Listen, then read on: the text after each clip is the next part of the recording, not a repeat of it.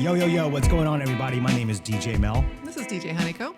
And you are listening to The Sound of Firsts, coming to you from Waterloo Records, the beautiful Red Furry podcast studio located here in Austin, Texas. Howdy, Rachel. What's going on? I was just looking at the walls in this podcast room, and it's actually cow hide fur. I think we talked about this. And it's just unbelievable that this is all cow. But well, it's cool. No, it's like a cool. patchwork. Yeah. What's going on with me? Let's see here. So I like to travel through the neighborhood to get here for our tapings, and they're repainting the center double lines on Lamar, but now there's 4. I've never seen 4. What? There's 4 yellow lines, and I don't know what that means. But I looked over to my left and I saw House Park, and I've never seen a football game over there. Have you? Oh, right over here. Yeah. Yeah, I have, and I've been wanting to go to one. And like every time I drive by there, and there's a game, like, well, it's May right now, right? Yeah.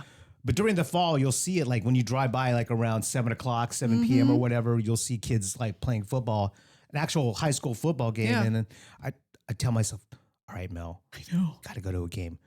Go get some nachos and go eat a hot dog and watch like some kids play, and then I forget. Yeah. And then the season's over.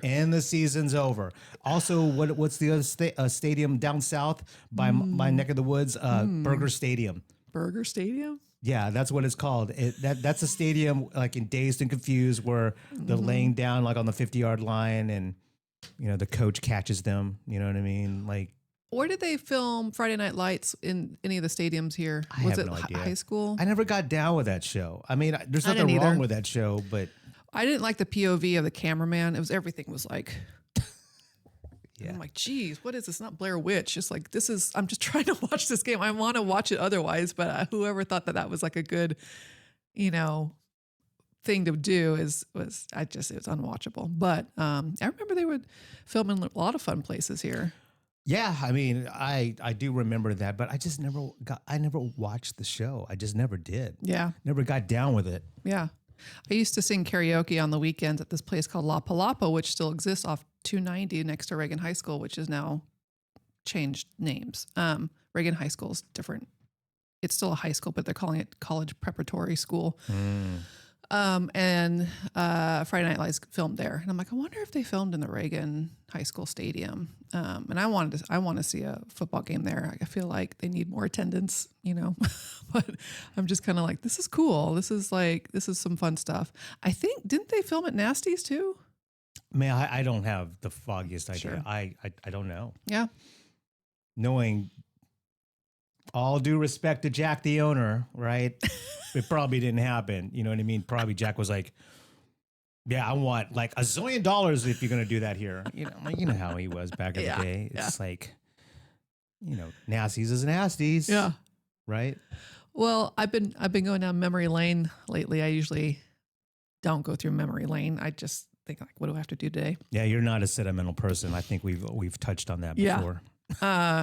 And cause being sentimental makes me stop and pause, and I need to keep going. So like, everybody's got their own pacing in life, what they need to accomplish. I have no problem being sentimental, but I have to plan for it. So I found a bunch of t-shirts, and I found this t-shirt that I would wear during gigs. And the opening scene is on Congress Avenue. It's a Tarantino double feature with Rodriguez, Planet Terror, and it's a Grindhouse film. And he asked all these actors to be the Kurt Russell role. And everybody's like, our schedules are busy. And Kurt Russell was like, I can do it. He wanted to paint Kurt Russell as this bad guy because he's always like this good guy, especially in the Disney films when Kurt Russell was totally, when he was a kid. When he was a kid. But the stunts and the cinematography was incredible. And I'm just like, that'll forever stick in my mind. And I'm sure all of us had some sort of brush with death, and so it's just kind of like thinking of all the times where I was young and was brushed with death and survived to the other side. Like my mom thought it was a good idea to go white water rafting when she was pregnant with me, fell off the boat, started drowning. And my dad went and pulled her out and resuscitated her. And then there was 2 more events in my life, a car accident and then just being born. My legs were not attached to my hips. The doctor pulled too hard. I was breech and I was put in a brace for the first year of my life. They didn't know if I could walk, but so much blood was lost. My grandfather, my mom's dad, was just like, if we have to choose, it's either going to be the mom or the baby. That's what the doctor said to my grandpa. And he's like, we'll pick the mom. And I'm like, that's actually pretty wise. And so I think about like, so when I saw this in this drawer full of old t-shirts I used to wear, I was just like, I'm going to wear this today. I'm just kind of like, I'm feeling like, you know, we all have probably something that we survived that we've grown stronger from. And I'm just like, I'm going to wear it because I'm feeling this way. And you should. And being sentimental doesn't necessarily mean like I have to be sad. Like I can feel like empowered. No, totally. I mean, dude, like a lot of events that I throw is about being sentimental, but in a very good way. You know, just playing throwbacks or regardless of the era or whatever. But yeah, I mean, I'm with you. Yeah. Brush with death. That's a very interesting topic. When I was a kid, right, back home, one of my buddies in my neighborhood, you know, he was a cool guy, you know what I mean? He was like from my neighborhood, but he's probably not going to hear this, but anyways, he always felt like he was always feeling himself, right? He just thought really highly of himself. And I'm like, all right, cool, whatever, dude. All right, do your thing. But anyways, like his stepfather had like this amazing Corvette, you know what I mean? And what color was it? Oh man, it was this interesting, like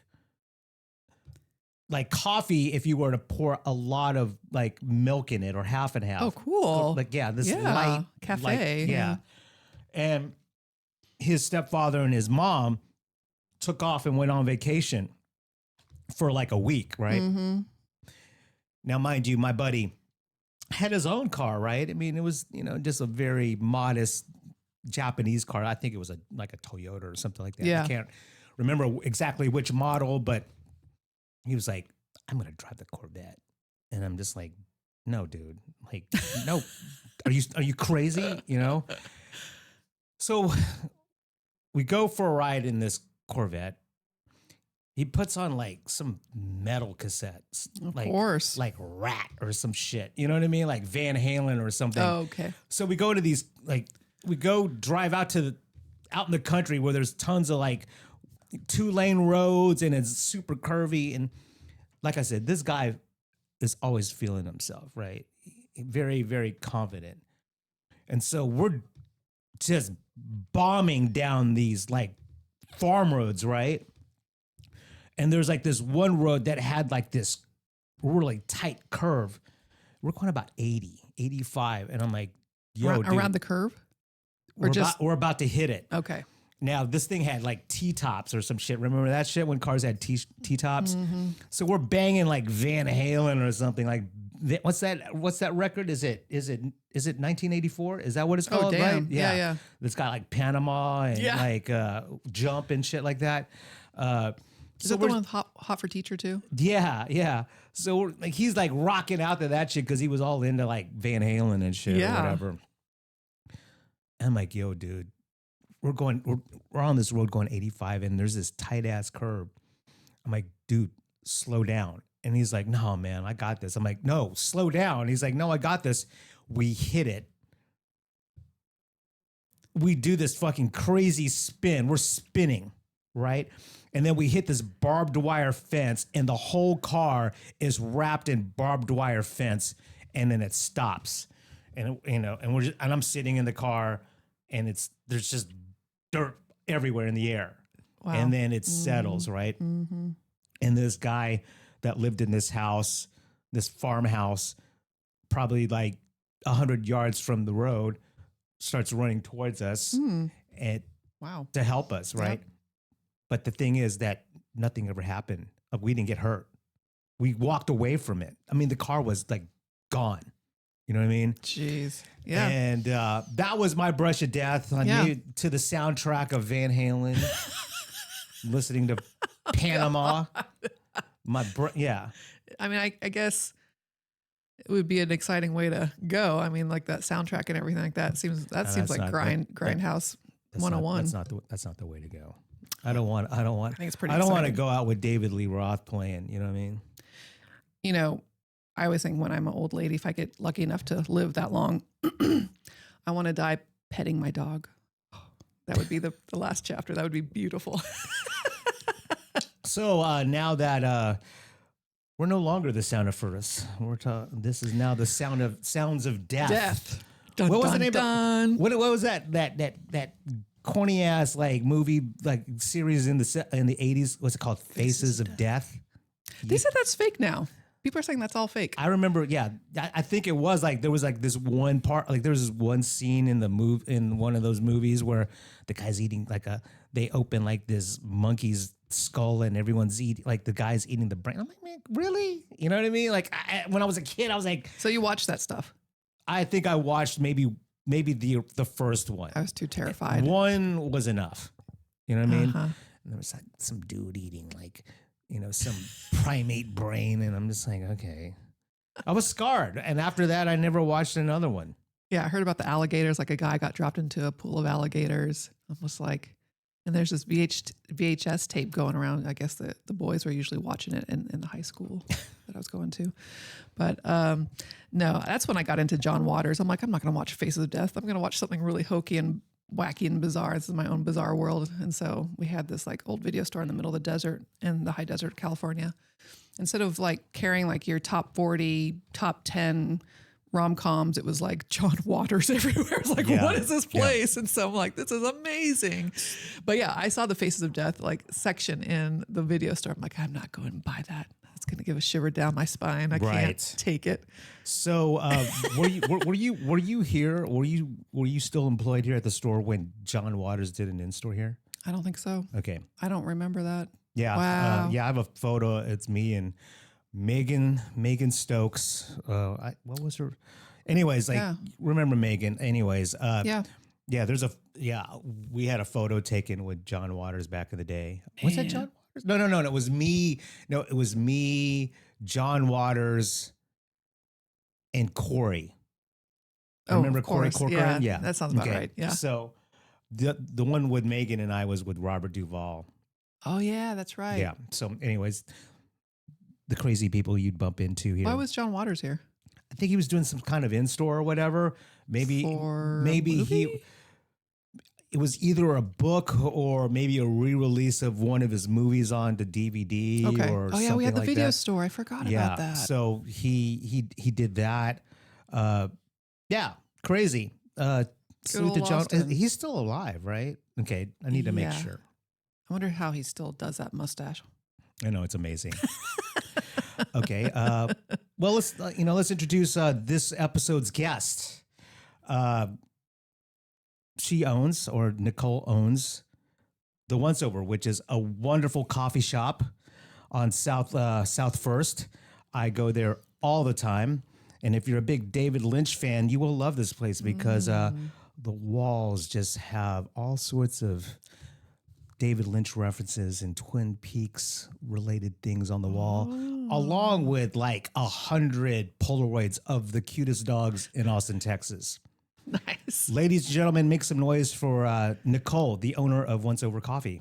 Welcome. Hey. Thank you. It's so nice to be here. Yeah. I was going to say we also have John Waters stuff. We're big John Waters fans. I love there John as Waters. well. Yeah. We love David John Lynch. Waters. All the old time, like kind of freakadelics back then of Well, we do cinematography. seasonal menus, and we did a David Lynch. We did a Twin Peaks menu this last fall, but we've done a John Waters menu as well. That was great. Oh my Yes, gosh. it was amazing. Who was his like muse? Divine. Divine. Mhm. Yeah. And who was a lady? Oh, That was actually, also like I have Oh a my Divine gosh. tattoo on my leg. I don't think you can see it that I well. see but the dress. Yes. there. Nice. Awesome. I love Divine. I love Divine. What's the name of that song that the dance? It's called Native Love. It's called by Divine. It's a dance track. It's so good. But Divine, I love her. I thought that she was like a bit. I am spacing out because I used to watch this movie all the time as a kid. Pink Flamingos? No. No. It's Was she in it? Ricky Lake's in it. Debbie Harry. Hairspray. Yeah. I used to watch it. He's so good in that movie. Fuck John Travolta playing that same role later on. Garbage. Don't even watch it. I agree. You know what I mean? All due respect to John Travolta, whatever. Anyways. He wears a beret now. We don't have to. He was great. He was great as Vincent Vega, and he was good as Bud in Urban Cowboy. I was about to say Urban Outfitters, but Don't forget Look Who's Talking. I mean, classic cinema. But Divine was the best, and I just always thought he was just great. You know what I mean? Pink Flamingos scarred me as a kid. Oh, did it? Oh, yeah. Yeah. Well, It's pretty rough and tough. It's a pretty rough movie to watch when you're. I had my you're gay young. best friend in high school was the one that turned me on to like all the really upsetting cinema. That one and That's a great genre, upsetting cinema. upsetty spaghetti. It's very that one and that I always mess up the name. It's like The Thief, The Cook, his wife and her lover. I vaguely know that title. Yeah. Is that a European film? I think so. Okay. And it is dark and wow. Like that one. Yeah, that one and Pink Flamingos. I was like, why did you make me watch that? What have I done to you? He also made me watch Showgirls in the theater. Oh, hell no. I know. Well, we were all living together at the time. It was him and myself and one of my girlfriends, and we did the paper, rock, scissors to go see the movies. I wanted to see The Usual Suspects, which is a great film. Yes. My friend wanted to go see Tu Wong Fu, which is, fun. Yeah. And then Dave really wanted to go see Showgirls. And he won. And so we all had to go see Showgirls in the theater. In the theater. Wow. And the whole time I just kept looking at him. I'm like, why? Really? And he loved it. He loved it. Oh, he loved it. Okay. Which, I mean, people do now. It's a cult. Yeah. It has David, what's his name in it from Twin Peaks? Oh my gosh, that plays Agent Cooper. Kyle MacLachlan. Thank you. He's in it. Yeah. And he has that really unfortunate sex scene in the pool. I did not. That's right. I totally forgot he was in that movie. Yeah. It's probably for the best to forget he's in that movie. But before we dive into like more movie type stuff, so the coffee house is located on South First, right? Yes. And it's the best thing ever because my friend's optical place is right next door. So That's where I got these glasses. yeah, Wow, good to That's know. where I got mine. Look, see Cameras, what? Look. Wow. Wait, Look. are you guys watching? Are you wearing progressives real quick? You know what? As a I side tried note? progressives. I didn't like them. I actually got progressive lenses on these. Did you have progressives? Yeah. I didn't like them. What was interesting? I mean, I'm used to them now. I've had them for a while. I think it was Tammy who told me this. It was Tammy who made me get the progressives. So shout out to Tammy, the owner of Look-See, and Uni, right her next. sweet dog. What's up? Her sweet dog, Uni. Oh yeah. Oh my God, Uni, dude, the best dog ever. She's great. So shout out to Tammy, the owner of Look-See. I've been going. I don't know how I even. I don't even know how how'd you I find this. I guess because the glasses probably. I can't. I think they opened when I was still living in the neighborhood. I literally lived like 2 minutes. I lived 2 minutes away from Once Over and Look-See or whatever. So I would frequent everything. Elizabeth Street Cafe, and there was another coffee house that was even closer, but I didn't go there as much. What was it called? Seventh Flag, right? Oh, yeah, that was. And the only reason why I went there, it was like literally like a 30-second walk from my place. Okay. And then my old girlfriend told me, you need to go to Once Over. Their iced coffee is strong. I'm like, oh shit, it's strong? All right, well, I'm there. And so I think that's why I went to Look-See. And then I just became homies with Tammy, the owner. She's great. Dude, she rules. And I DJ'd their, I don't know, what was it, 10? Wait, it was one of, I don't know if it was grand opening or 5 year. Like, how many years have they been open? I have no idea. It feels like a really long time. It's a long time. So Yeah. I DJ'd a party way before the pandemic. And that was fun. And then I DJ'd another event of theirs maybe a couple of years ago. It was another anniversary of theirs. And then Tammy told me, yeah, we've been open for like, what, 15, something crazy like that. But anyways, the best staff, right? Very inclusive there. They have brands that a lot of places in town do not carry. That's important. It's very important. And I like all of their like high tech stuff when you go for your eye appointment. oh yeah, that shit's fun. Like they have crazy like games where you have to like follow the fish and stuff. I'm just like, it's a whole thing. yeah, it's a whole thing. At first I was like, what do you? Yeah, the first time I ever did like an that, I'm like, arcade. what are you guys? What are you gonna do to me? Like, I'm Do you see afraid. the house? Do you see the Yeah. tree? Do you see Yeah, the it's a lot dog? more fun than most other. And my uncle was an optometrist, so Okay. I used to get a lot of, and it was a lot more fun than, you know. But your coffee shop was there before the glasses place? Yes. Yeah. Yeah, the Aha. coffee, Once Over has been there since 2009. That's amazing. Yeah, And I've owned it for almost 5 years, but I've worked there for probably like 16. Yeah. The original owners, Rob and Janae, own Wild Gift Coffee, Okay. which is is- the coffee we use. Yeah. It's very good coffee. Okay. That's so what they I roast use. it and do all that, all that And stuff. they sold the business to me so that they could focus their attention on their roastery. Smart. Yeah. And then you knew it from the ground up. Oh, yeah. That's Yeah. the way ownership, I think. Well, I should partnered be. with a bunch of one of my best friends, and then some regulars that we were friends with at the shop that all just wanted to see the shop continue. So For sure. Yeah. Yeah, Well, it's- congrats. That's amazing. you. Especially Yeah. 5 years. So that was 2021. yeah, it was right after Tough the pandemic. time. I know. But you did it. We did it. We my did it. We're gosh. still there. Well, and it was really important to us to Yeah. keep the spirit of the shop. Like it's always been a real community space. yeah. And I have to say, like the iced coffee, that was Janae's recipe. So I want to give her Yeah, shout out flowers to for that. Janae. Yeah. Yeah, I will say this, we live in a city where there are plenty of coffee houses, and all of it's kind of shiny and new and maybe too cool for its own good or whatever. And I'm sure they're fine, and I'm sure the coffee's great, but it's just, I haven't been to all of them, but I don't get that sense of community when I go to any of those places. It's not like the Once Over where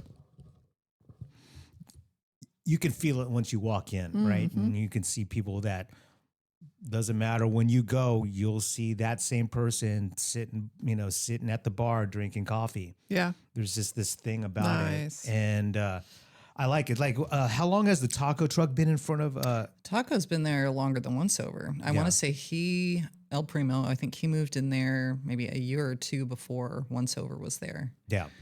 So yeah, his tacos are excellent. Yeah. So, I Good to mean, it's know. just this one stop area where you can go get some tacos. They're amazing. El Primo, coffee from Once Over. And then, if you have glaucoma or some shit, you can go to Looksee and get that checked out. You know what I mean? So you could just kill 3 birds with one stone. Also, can't forget across the street is Package, which is, ancient. Yo. It's been here forever. Yeah. Well, it used to be the pet store where I used to get my dog's food. Right. Right. What is package? So Package used to be on West 5th. It's a sex shop that specializes.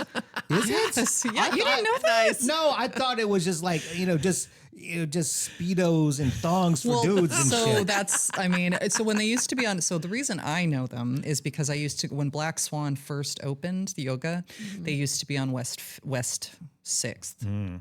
Yes, West 5th.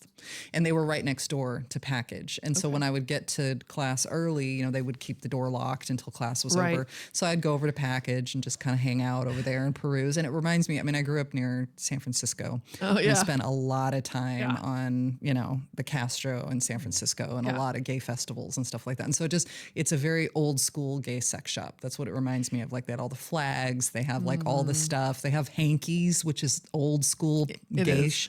Yeah. No, I've had some time in Castro. You Oh, it's think you're great. going into a regular card shop. You're like, I'm just going to get a birthday card for my friend. Mm-hmm. And then you look the other way and you're like, "Buh." It's like a Tons of whole- Finland everywhere. Yep. You're like, That's- wow. Yep. This place Yeah. keeps So going. that's what Package is. Package Yeah. is like an old school gay sex shop, and they are amazing. They're so nice, and they have everything you could possibly need. Yeah, I will say this. Like I stopped by Once Over on the way here today before we started recording. And when I was leaving, I was looking at package, and like they had all the underwear displayed in the window. And I'm thinking like, I bet you they have some comfy ass underwear for dudes. You know what I mean? Because I'm a boxer shorts dude. You know what I mean? I don't know how comfy they are. I've not been, sure. you know what I mean? Hard to Just say. I'm like, maybe I should just go in there and check it out. You know what I should. mean? You know, they probably have something super comfortable. You know, They've got some nice stuff in there. I mean, I'm sure, but they also have a lot of really crazy stuff in there. Oh, yeah. Oh, I bet. But just the name of the store itself is funny. Package. Yeah. I mean, that's their, and when they used to be over here, that's the thing is in their window, they would have a whole display of all of the different like Speedos and stuff that they sold, but they do sell lots more things. Oh, and more. They have lots more Speedos and more. Speedos and more. Yep. Yeah. Well, here's the thing about South First. You know, that stretch of South First from, you know, let's just say Barton Springs Road all the way to Old Torf. It kind of hasn't changed. Now there are things there that are newer, right? But the way it appears and the way it looks, it hasn't changed. Like, because I lived in Bolden Creek. I lived on Bolden Avenue from 2007 to 2018, and I loved the neighborhood, and I just loved that part of Austin. And I'll fight anybody, and when it comes to like whether or not Bolden, you know, the Bolden Creek area is the best neighborhood. I think it is the best neighborhood. Yeah, Travis Heights is whatever, that's fine too, but just Bolden Creek is just that part of town is just the best, and it has basically remained unchanged. At least South First, like all the businesses, you know, yeah, granted, you know, La Mexicana is not there anymore, and there's other places that have, you know, gone, but overall it's still the same, and it's somewhat comforting to see that in a town that is constantly changing, then things are disappearing. There's a lot of history still on that street. Yeah. It's like our shop. So what's funny about the building that Once Over is in is when I first moved to Austin in 2006, I was working at another coffee shop in town, and we were going to do a photo shoot, and the owner wanted me to be in the photo shoot. And so I went to get my hair done, and there was a place called Hot Rod Betty's. Yeah, and I remember that. That was in the same building. That's where Once Over is now. That was Hot Rod Betty's at that time. So I went there and got my hair done. And that was the first time I met Leslie, too. Oh, yeah. Because Leslie came in pulling his, you know, cooler of Tecate.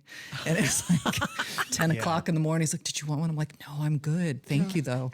You know, and I was like, I mean, that's Austin right there, man. That is. And then so that building was like a whole bunch of different things, but the man that owns it, James, he lives out in Manor. He's old. It used to be a motorcycle shop. So that's what that building was at first. And then it's been so many things since then. Like, it's really wild. Like, it was a kickboxing studio at one time. It was a video store for a long time. Okay. Yeah. And that was a really interesting part of its history. Yeah. Because, you know, Big Boys, the band? Yes. Yeah, we just had Tim Kerr here. Oh yeah, I loved him. Yeah. Well, so Biscuit from Big Boys, when he passed away, he was supposed to be having an art show at that video store that Once Over is in the building now, and he passed away, and so they ended up making his art show his wake. And I didn't know any of this stuff. Wow. And then this girl came in one time, like when I'd only been working at Once Over for a couple of years, and this girl came in, and she's like a younger girl, and she's like, I've been here before. And I was like, okay. She's like, did this used to be a video store? And I was like, I have no idea. I'm like, I don't know. I've only worked here for a couple of years. She's like, I think I went to a funeral here. And I was like, wow, weird. It's like, I know. And then I found this out later, and I was like, oh, wow, she must have been like a little kid, and her parents took her to Biscuit's wake that they had in this building. And I was like, that's crazy. Yeah. Like, that's just, that kind of like history of buildings and stuff. When you tear them down, like, you know, that history gets lost. Yeah, so it's gone. We had Tim here back in February, and I'm familiar with Tim and the Big Boys and all his art for the longest time, and then we got him in here. That's so great. And he's such a nice guy. Yeah, and I've never met him. You know, I know of him. Sure. But when we had him, he was probably one of the most amazing human beings that I've ever met. And if you listen to, I'm not trying to plug his episode, but when you listen to Tim talk about life, I walked away like enlightened. Yeah. And he hates being called this, but he truly is a legend here in this town. Yeah. For those I have who one know. of his art pieces. And I met him before COVID, they were doing this. I don't even remember how I found out about it, but they were doing these meetups for people that have like old cameras and stuff. And it was like, and I went, I took my son to a couple of those and he was hosting it. And that's how I met him. I was like, oh, this might be a thing my son would be into. And so we like went and bought, like, it was just really neat. People just bring their classic cameras and like, you know, they were developing film there. And it was just like a really, it was really cool. And that's where I met him. Wow. Yeah. So, it's such an amazing human being. And it's a small town. It still is. So let's talk about some music real quick. So where did you grow up? I grew up in Nevada, in Carson City, Nevada. Okay. Which is nowhere near Vegas, which is what everyone always asks. So where's that in? North, right? It's north, North Nevada, northern Nevada. So how close is Carson City from like maybe Reno? It's about 45 minutes outside of Reno. not too far out. Okay. We're closer to Lake Tahoe, so we're like at the base of the mountains. Oh, dope. Yeah, it's a beautiful. I mean, I hated Carson City growing up. I'm not gonna lie, it was a real shithole. Yeah. But now it's actually kind of cute. Like when I go back to visit, I'm like, oh, it's actually kind of nice here now. Yeah, you look at it with grown up eyes. So did you have a local record store that you used to go to? Recycled Records. It's still there. Wow. It's still there. It's still there. Yeah, it's funny. I follow them on Facebook, and they were posting an ad that I remember seeing all the time from like the 80s, and I was like, oh man, that takes me back. Yeah. So, so did you buy your first record there? You know, I was thinking a lot about this because I was like, what albums do I like really meant a lot to me? And honestly, I just bought this because I don't have the original, but Purple Rain was the first album that I remember listening to a lot. And I used to put it on and I would roller skate around my bedroom to it. And I just absolutely loved it. Like I was obsessed with Prince. Like he was just the coolest man. Like, and I don't know. I mean, I got a lot of my stuff from, I have an older sister. And so I stole a lot of her records. I think the first CD that I ever remember buying, my sister actually bought for me, and it was Two Live Crew. No big deal. Wow, dude, that is my shit. I'm telling you right now, I am the biggest Two Live Crew person. Right, I had to have my sister buy it for me because I wasn't old enough. Luther Campbell, you know, shit, Fresh Kid Ice, had to have it. Brother Marquise, you know, like, dude, they are the best, right? And what's wild, you know, about Two Live Crew is, I mean, I own almost all the records, but it's wild because you cannot listen to any of it on any of the streaming platforms. Yeah, it's weird, right? Yeah, I mean, you can listen to their later stuff, right? But the stuff that, like, you know, Nasty as They Want to Be, Two Live Crew is What We Are, or Who We Are, all those records, they're not online. Why do you think that is? I don't know. I'm sure it has some weird licensing or clearance thing. Maybe Luther Campbell doesn't want it to be on streaming. Yeah, it's kind of like a Garth Brooks situation. Oh, you can't get Garth Brooks on there either? Yeah, I haven't actually tried. I mean, I haven't tried lately, but I was like, when I tried, I was like, "Where is he?" And then I got it from a friend who hacked into somewhere. I was like, "Yes, I have his whole discography." Yeah, exactly. I mean, I don't even think you can go to iTunes and buy any of that. Yeah, oh, wow. I think I had to do it on some hacking stuff, some bootleg type Russian website type shit where it was buried in a server somewhere. You know what I mean? I know. Yeah. Well, I mean, musicians are tired of being exploited. Exactly. And there's a whole list of other words I could say, but like, you know, it's like the person without the talent wants a bigger piece of the pie than the person that actually has the talent, you know, and then that's just kind of, I guess, the way of the world, but like people are tired of it. So they figure out loopholes to like say, you know what, I'm not going to give any more money to this corner. Yeah. So, Yeah, so maybe Two Life Crew is like that. I wonder if the store has some LPs of Two Life Crew. Maybe. I mean, I have to check that out afterwards. And I should have bought that. I think there's maybe a few years ago. Maybe, yeah. You're like, interesting, Mom. maybe a few years ago there was maybe a record store day release or something like that. I can't remember, but growing up in Carson City and going to Recycled Records, I know this from personal experience living in kind of a shitty small town, right? That your small circle of friends, the common ground that we had, what brought us together was our love of music in certain styles of music, right? You know, all my friends growing up, aside from the guy who listened to Van Halen and crashed his dad's Corvette, you know, my friends were into The Cure and Agent Orange and DRI and the Smiths and The Cure, you name it, right? That was like my close, tight-knit friend group growing up. That was kind of what brought us together.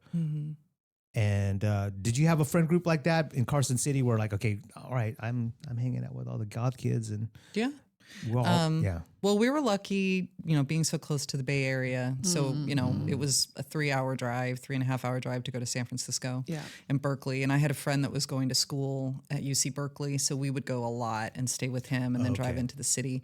So I went to, you know, Rasputin and Amoeba and like I got to go to all the record stores in San Francisco and Berkeley, which was amazing. Yeah. There was also, I mean, there still is like a really vibrant punk scene in Reno. And so there was a lot of that's where I ended up moving when I got out of high school. So I moved to Reno, and man, we had a lot of bands would come through from the Bay Area because they knew people would come out and watch them in Reno. So we had a lot of people that would stay with us and so that was my group of friends was very like the punk rock group. And my friend Pete Manchetti, who everyone on earth seems to know. Do you know Sticker Guy? Yeah. So that's my friend Pete. Okay. And it's so Pete's like the connector to the rest of the world. Everyone knows Pete. And like I remember when he was still going to UNR and you know, and he was putting on shows in his basement so it was a lot of punk houses and punk shows in basements, which I now think about and I'm like, wow, that was like I don't know if I'd go to that now, but it was Someone's so great basement. then. So I saw a lot of really good punk bands in very small, cramped basements, and I just feel very lucky to have been able to be a part of that. Is there any standout bands that you remember vividly with like seeing them? 'Cause I grew up in the Bay Area for half my life in California, and I remember Fugazi played a small. Fugazi played Reno, and everyone in Reno came out for it. Yeah. Like people I thought were dead. Core memory came out for me. I was like, wow, okay. But was there another punk band that you remember or? Scared of Chaka was one that I really loved. I loved going to see them. Yep. The Gain was a band I really enjoyed watching play. That one. Okay, cool. There's a lot of like smaller. Let's see, who else was really, I mean, there was just like a lot of local bands. Like there was a band called Gob that I really enjoyed. Nice. So we had the Get Up Kids stayed with us one time. I had never heard of them. Yeah. And they called and left a message on our voicemail and was like, hey, you know, this is the Ghetto. And I thought they said the Ghetto Kids. And I was like, who's coming to stay with us? it was the Get Up Kids. And I was like, oh. And then all these years later, they're like this huge thing. Then I was like, oh, okay. Well, they slept on our floor. Right. That was cool. But that was pretty normal back in the day. You would have bands sleep at your house or someone knew somebody and nobody had any money. Nope. They just needed to figure out how to play in this venue or this space. Yep. So yeah, the days of couch surfing with like perfect strangers, you're just like, I don't know who this person is. Yep. You know? Yeah. You just trust that it's part of the community and that they're probably okay. Yep. And you know, I don't think anyone got murdered. So I think it was all it was a very benign culture of like, you know, no one was violent toward each other. It was a violent expression of art, you know, but like inside it was like everybody was homies. It was like, and it's funny too, because like, you know, people's concept of what punk is like a lot of like, you know, the Sex Pistols and like Mohawks. And there is that, but like most of like the most punk rock people I've ever known just look like normal people. Like Yeah. you wouldn't look twice at them, and they are like the ones with the best. I mean, like Tim Kerr, like that man, the stories that guy has, Yeah. like, Yeah. and he's not, he doesn't walk down the street with his mohawk and his, it's like, and he's one of the most punk rock guys I can No, think of. exactly. Yeah, So he's it's got like it's nothing just to prove funny to to me. anybody. Fugazi, Yeah. like those guys don't look like, No. they just look like dudes. Regular Joes. Yep. And that's so I got a real idea of like I like that part, the like humble, like to be punk rock doesn't mean that you wear it out in the street. Not that there's anything Sure, wrong with wearing that, it on your but sleeve. Yeah. it's more than that. Like it's a way you live Yeah, your I life agree. and an integrity and a Yep. thing like that. Yep. Yeah. So, so the first the first concert you ever went to, or a show with amplified sound where it was really loud. I mean, like the very first time, was it a punk rock show or was it something else? It was the Cars. There you go. Nice. Yeah, and Tight. it was my sister and her friend were going, and we were all still young enough that they needed my dad to go, and so he brought me along too. And actually, my sister was there to see Wang Chung. Oh, Wow. What's so They were the fu- opener. Yeah. Whoa. What's funny duo. is that what episode was it? But anyways, we were doing an yeah. episode. The lead singer of Wang Chung lives in Austin. Oh, really? I didn't know that. I know we didn't know that either. I mean, I'm not surprised. Everyone lives in Austin. and he was looking at the folks who are listening. The podcast studio is located next to the box set section over here at the store. There's a big window we can see out. Yeah. And so he was digging around with his beautiful girlfriend, looking at the funny. box sets, and I guess whoever we had the guest was like, Recognized him. "Oh, that's the lead singer of Wang Chung." I'm like, "What?" I don't think I would ever recognize the lead singer of Wang Chung. I never knew. Rick Ocasek, absolutely. Yeah. But And that's so funny. Or maybe it was Gus. I think we were getting ready for an episode, and Gus was like, "That's the lead singer of Wang Chung, and he's here all the time." I'm like, "Oh, okay, That's wild. Very cool. Okay, well, saw him as my So- first concert, so Yeah, no big it's- deal. Nice. Yeah." So First time I ever saw a drunk person too, because I was like, "Dad, what's wrong with that person?" And he's like, "It's okay, honey. They're just drunk." I was like, yeah, "They right. look like they were dying." I was like, "Okay, I'm never gonna do that." So, what was it like for you to hear music that loud for the first time? I mean, I was really just the whole experience was really. Yeah. I mean, it was a core memory, like which I think about, and I'm like, I wonder if my dad knows, like how, like what an impression that made on me. But just being with all of those people and like the lights and the, all, it was just really, it was overwhelming, but it was really exciting. And I was like, oh yeah, this is what I want old to do were you? this. I was probably like 8. Oh, I was wow. real young. Like I was real little. Because my sister's 6 years older than me. So she was still young enough that she needed my dad to go. What? Yeah, what an amazing thing to experience at 8 years old. Yeah. You know what I mean? Yeah. Well, and I have my sister to thank for that Yeah. because my dad had no idea who any of these Yeah. people were. Whether you're 8 years old or 16 years old or whatever, just experiencing a big show like that for the first time, just amplified music and being in the midst of thousands of people and everyone cheering and just the production and the lights for the first time, just your senses just getting hit all at once for the very first time. It's amazing. Yeah. Yeah, you're like, I want more. Oh, I yeah. go back, and then you like figure a it out in high drug. school. Yeah. Mhm. It is. And I don't know if it was like this for you when you were, if you can even remember, but the first big show I ever went to where there was amplified sound, the next day my ears ringing for the very first time. Oh, yeah. Yeah, we didn't use earplugs. Mhm. We didn't think about that at that time. I didn't think about that for a long Yeah. time, actually. And now I'm like, my son, I'm like, you have your earplugs, right? I was like, don't be stupid. Bring your earplugs. Yeah. I mean, we would stand in front of the speakers Oh, because yeah. we needed to get all of Absolutely. it. We Yep. needed to feel all of it. And I'm Yep. just like, oh, Feel it in my wow. chest. Oh, yeah. 17 to probably like 24-ish, I would do that. Yep. Right. Those large speakers that would just kind of Your sit on the ears would just stage. go numb at some point. You're like, this is great. This is like a drug. I can't hear anything anymore, but it's fine. It's all part of the experience.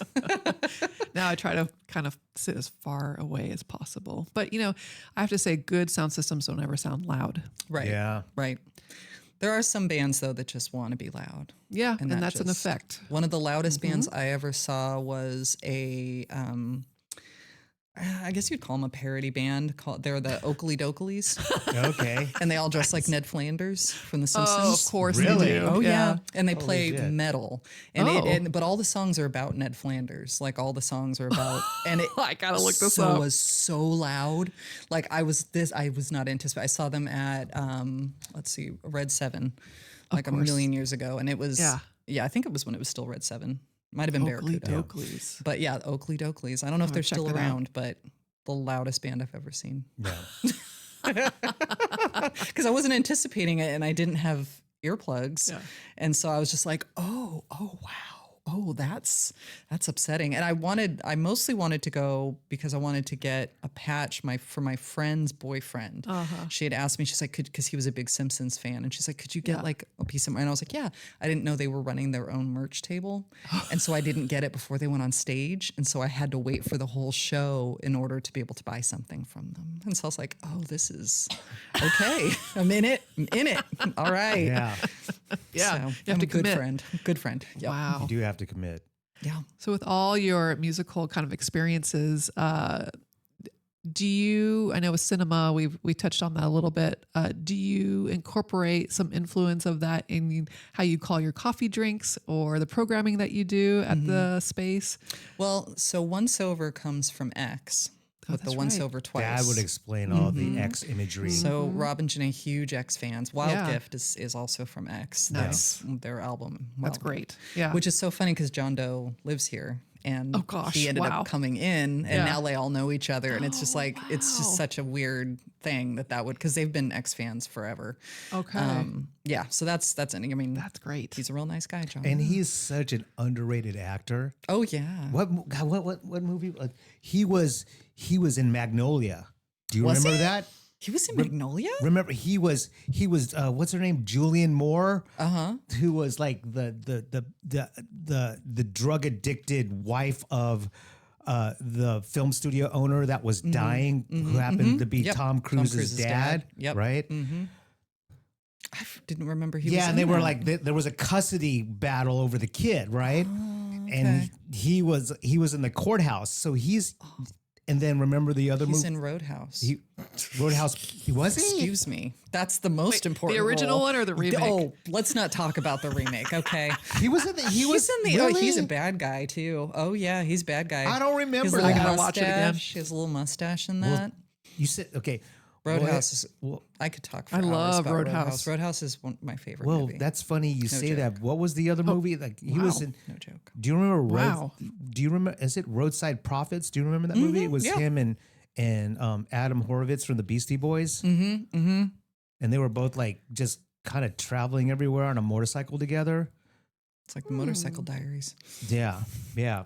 That was one of my favorite movies in the 90s. There were all these weird, wacky movies that I loved in the 90s, where it was that one. Remember Ruben and Ed? No, what's Ruben and Ed? It's a Crispin Glover movie where he's just wearing he has this crazy Enough long said. hairstyle and glasses. And he's like, he's dressed in like in 70s gear, like bell bottoms. And he has like this obsession with platform shoes. But anyways, it's like he's on I barely remember the movie. And I used to watch this all the time. Oh, yeah. But he was on a mission to bury his dead cat. Oh wow. And he had this cat in a ice cooler. Oh, that's right. The ice Remember cooler. that? Yep. I had a big crush on Crispin Glover until I went to see a show in Palo Alto where he performed, and he had a lot of boy toys. I'm like, I don't think I have a chance now. I don't think he's straight. Yeah, I had a weird like crush moment. Like I also had a crush on like Kid from Kid and Play, and also Yahoo Serious, Young Einstein. I was Okay. like, what's wrong with me? I know. Wow. I would All the freaks. you don't have a type. Yeah, that's No, I do not. really all over the What board. a combo. Yeah, I think I was like in my late teens. I'm like, okay, Sure. what's going on? But Yeah. yeah, Very interesting. yeah. But Ruben and Ed, I remember. Of course, I don't watched remember it. that. That movie's so awesome. I'm I gonna have want to to look it watch up. it again. It's so bugged out. I used to, I just love that movie. 90s related TV shows and movies and what have you. If you haven't been to Once Over, once you go in there, you will notice, aside from the X stuff, which is great, is all the David Lynch Twin Peaks related things on the Love walls. it. Yep. Very obsessed with David Lynch. I'm going to look Big- up something big right time. now because I was in France recently, Mm-hmm. and my husband's like, let's go to a French disco. Oh. So we had a whole lineup of discos to go to. They all opened at midnight. We're like, that's too late. Yep. Because we're old now. Sounds about right. I mean, we'll make it next time. But one of them was all after David Lynch. I'm going to look it up with that. Oh, that's which so one cool. Please is? do, yeah. And I need to figure out in what respect is it David Lynch. I don't know if he Right. had a hand in the design or if it's just like Inspired they just by. inspired. Well, and that's the thing too, is like, I mean, I love David Lynch. Blue Velvet's my favorite David Yeah. Lynch film. Yeah.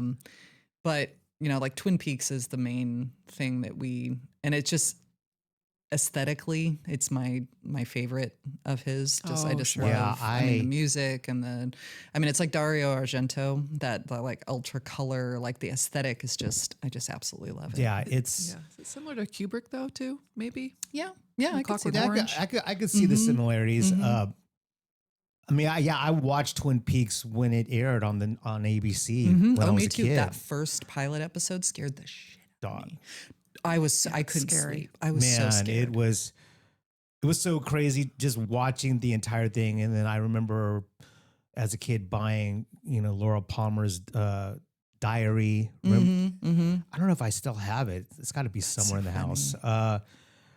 Just everything about it, just even watching it during the pandemic, like we all had a lot of time to kill. So I watched like every season, including the Showtime, the last season. How many seasons? 7? Was it 7 seasons? There's only 3, isn't there? Is No, there more? there was one on Showtime. Oh, I don't know about that one. Really? I don't think so. Man. You I need just to know watch about it. the I'm one not that going to just came spoil out. it. I don't know what episode from the very last season that was on Showtime. There's this one scene that is like, I don't know how long the scene is in this certain episode.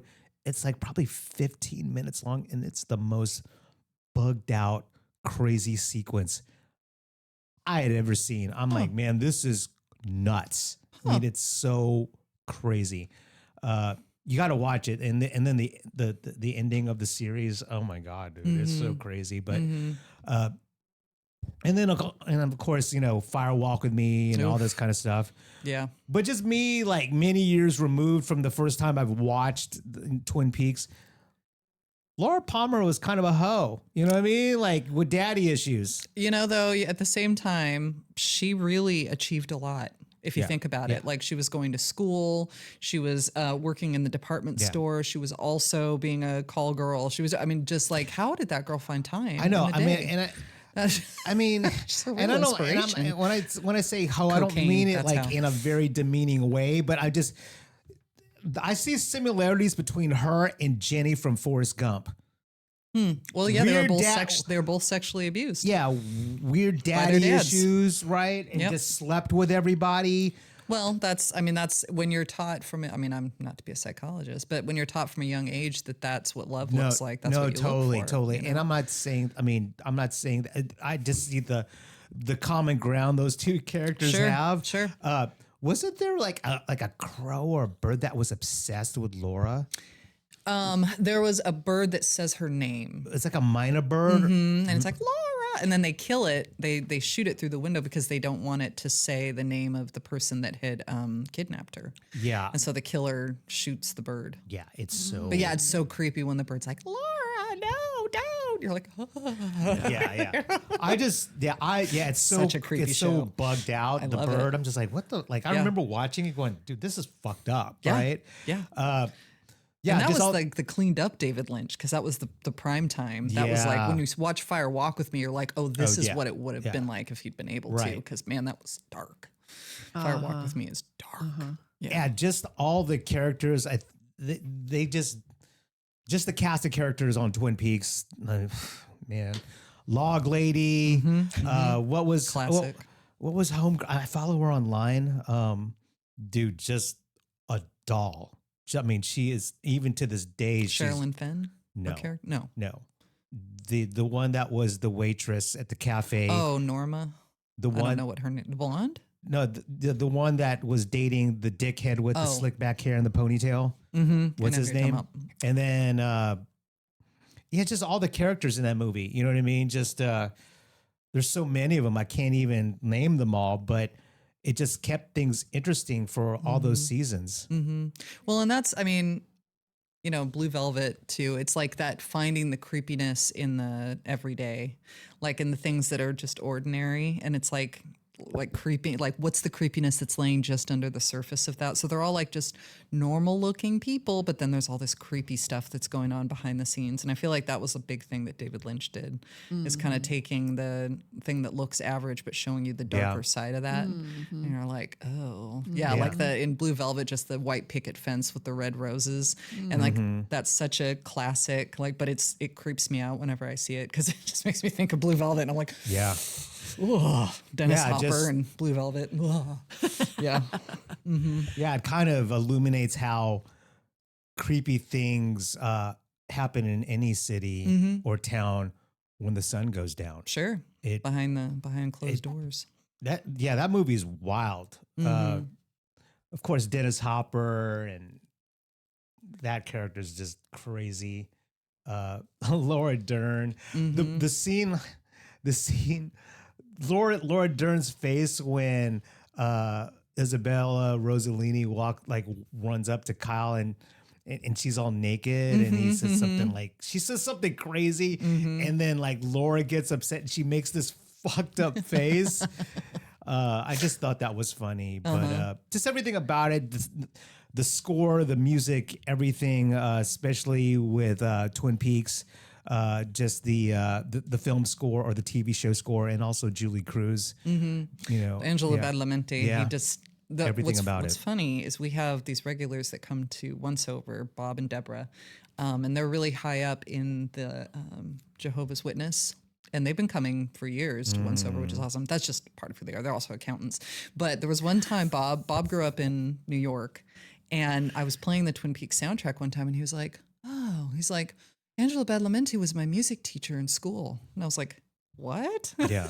He was like, yeah, real nice guy. Ladies just loved him.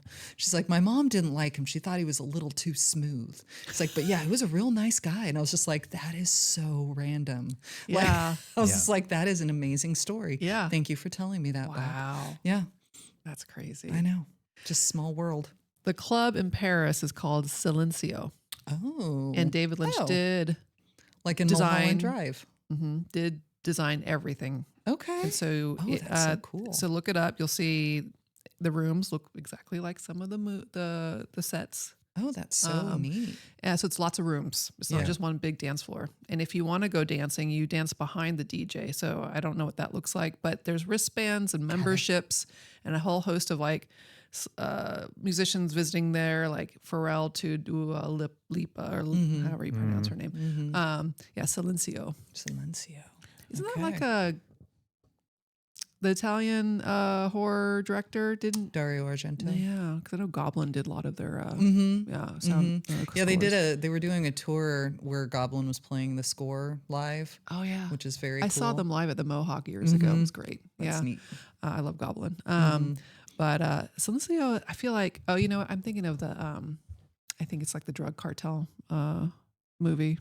Anyway, Sicario. Sicarios, that's what it is, not Silencio. Well, it's so in Mulholland Drive, there's the part where they go and watch the woman performing. Do you remember that? Vaguely. And I feel like that has something to do with what she was singing. Got it. I think. Okay. Yeah. But look it up. There's a lot of fun pictures online about that's so that neat. club. Yeah. I love that. But yeah, nothing opens until midnight. Well, of course. That's how you do. Well, for a David Lynch place, that would make sense. Yeah, totally. Well, Paris, I feel like things really start at midnight. Oh, sure. I mean, that's true. If you want to flip most the coin. of Europe, right? Like, I know they did in Barcelona and stuff too. It's all just late night, which tourists during the day, right? The real story during the night. Right. Yeah.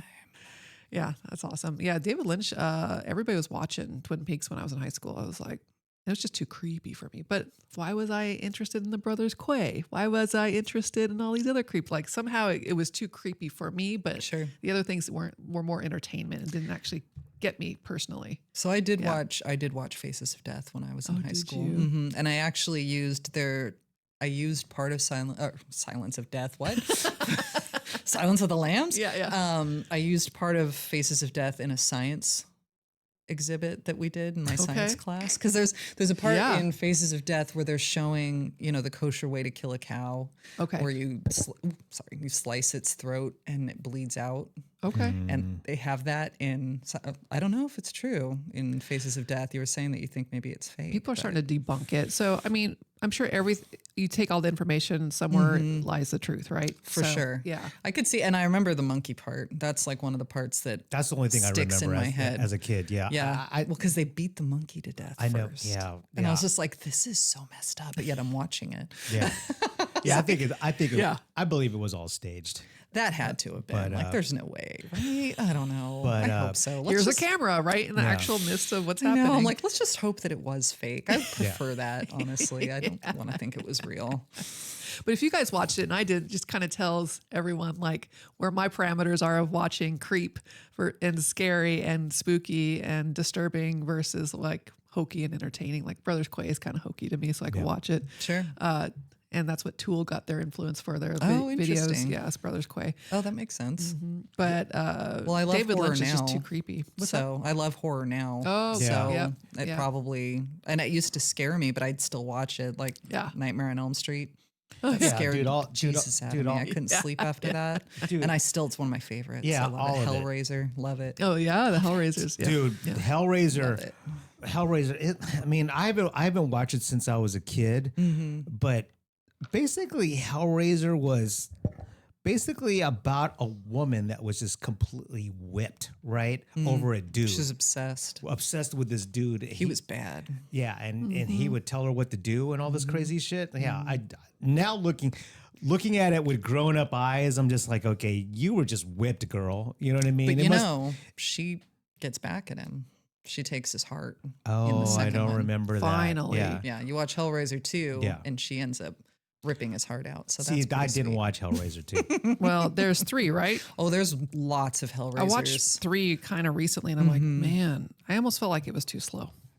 It's a slow burn for Got sure. it. It's Yeah. a slow burn. The first 2 are the ones. I Yeah, stopped for sure. watching them after a certain Yeah, point I because know. there was something where they actually had to like be making a new one every so often, and so there's some really bad satisfy straight the to studio. video Yeah. Hellraisers Yeah. that maybe are not worth the time. But yeah, the story is. I mean, it was very Cube. gory. It's like a cube thing. Yeah. Oh yeah. Yep. Yeah, as a grown up, you kind of watch it now and you're like, dude, really? you know? Yeah. But I will say this about, back to Twin Peaks. As a grown up, seeing Killer Bob still scares the shit out of me. Oh yeah. That dude's still creepy. Like I'm even to this day, when I was watching all of the seasons during the pandemic, the episodes, there's that one part where like Bob is like in some like weird like room. I don't know what you would call it, a boiler room or whatever. And he's like saying all this bugged out shit. He's like, He's always crouching behind things. yeah, he's always like like behind the couch and stuff. And the mom sees him and just Yeah. like, ah. Yeah. It's he's a creepy dude. Scared. I Oh, mean, yeah. We're talking like sleep with the lights on scared. Yes. That's how scared- that pilot as- episode scared the crap out of me. Yeah. Like I had to sleep with the lights on that Right. night. I was like, no. And like nothing even happens in it. I mean, you find her dead body, but like you don't see how she's killed. Like there's no, No. but the end where the mom is laying on the couch, this part still gives me shivers when I see it. But she's like laying on the couch and she's staring up the stairs at Laura's room and there's just the fan going and it's dark Yeah. up there. And it shows because like James and Donna had just buried half the necklace because she was like, Oh, they think the yeah. killer has the other half. And so they bury it and then they leave. And then it shows her looking and then she all of a sudden is just like, and it shows this hand digging up, like this gloved hand digging up the other half of the thing. Yeah. And it's just terrifying. And like nothing happens. But I was just like, That so scary.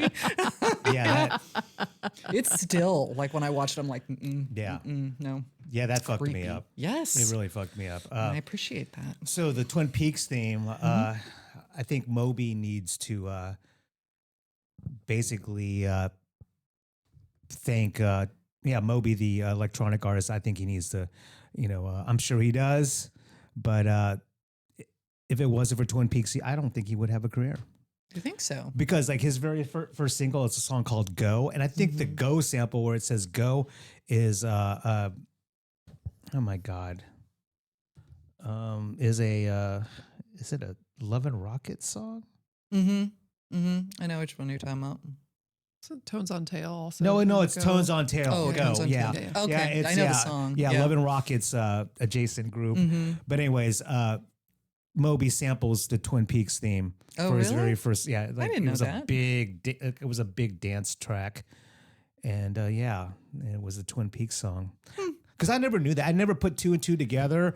I'm like, because I have that record Go, and I'm like, man, like that sounds familiar. That's so interesting. I mean, it is. I mean, he was so influential in so many ways, and so like on music, on film. He did the Transcendental Meditation. You know about all that? That was like his big thing. It's like where they give you a mantra, Okay. and you have which. I used to be a big Woody Allen fan back in the day. I mean, I still love Woody Allen's movies. He is an absolute piece of shit. Yeah. But Annie Hall was one of my favorite films for the longest time. And Nice. Jeff Goldblum, his first role, like he had this little bit part in Annie Hall, and he's at this party at Paul Simon's house, and he gets on the phone and he's like, I forgot my mantra. And it was like that was the whole transcendental meditation thing, is you'd go and they would give you this mantra and you were supposed to, and David Lynch was super into it. Like he created a whole foundation to like for people to learn how to do this, and he had a festival about it, and like Oh, wow. it's just really like he's all over Interesting, the yeah. place, man. Yeah, shout out to Diane Keaton. Love Diane Keaton. Yeah. Wow. Yeah, she was just, I mean, her style in Annie know. Hall, just top notch. Yeah. Yeah, she was great. Woody Allen. Yeah, and she was in The Godfather. Yeah, she was. Both Oh, that's one and right. two. Yeah. One and two. One of the Was wives. she wasn't in three. Yeah, one of she the was wives? Michael Corleone's wife. Yeah. Al Well, Pacino's wife. Because he has his Italian wife who gets blown up In in That's Italy. right. That's And crazy. so, yeah. So he knew her before he got involved with the family. And then after he killed Soloso, I think and then he took off to Sicily, right? And that's when he met. That's when he met that girl. Yeah, he was seeing Diane Keaton, kill Soloso, Leaves then town. goes to Sicily, meets that beautiful Sicilian woman. and she gets blown up in the car. Of course. she starts to. It's true love. I know. and Well, then it was meant for him. He was supposed to blow up. Yeah, But she wanted Yeah. to surprise him because she'd learned how to drive. drive. Yeah, So she wanted to drive the car around, and then it blows up. So Yeah. he comes back and marries Kate, yeah. looks her up, like, hey, my other side piece got blown up. I So know. You and me, huh? Yeah, But she was very not about that life. no, she wasn't.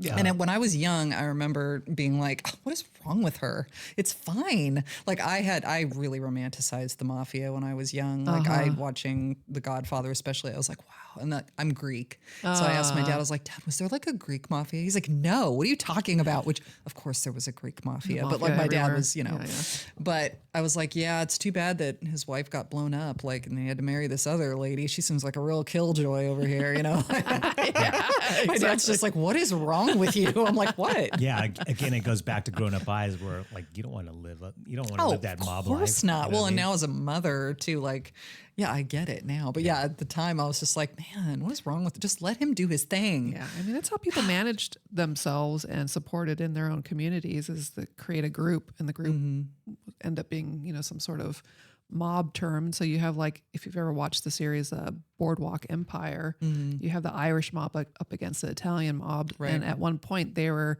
one and the same, and then someone had a disagreement, but like, the government back then and the systems in place weren't supporting people. The people that supported people were the people in their microcosm. Absolutely. You start to have more and more disagreements, and then violence happens.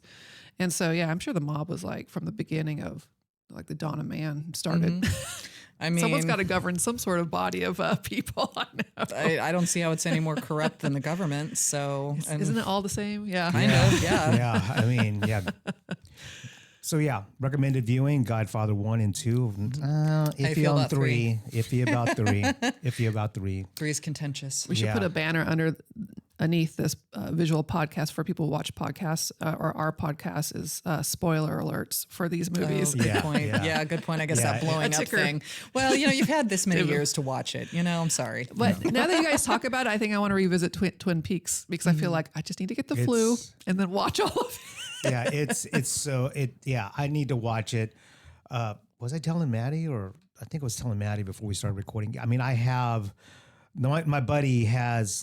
Do I own it, or is it on my friend's server?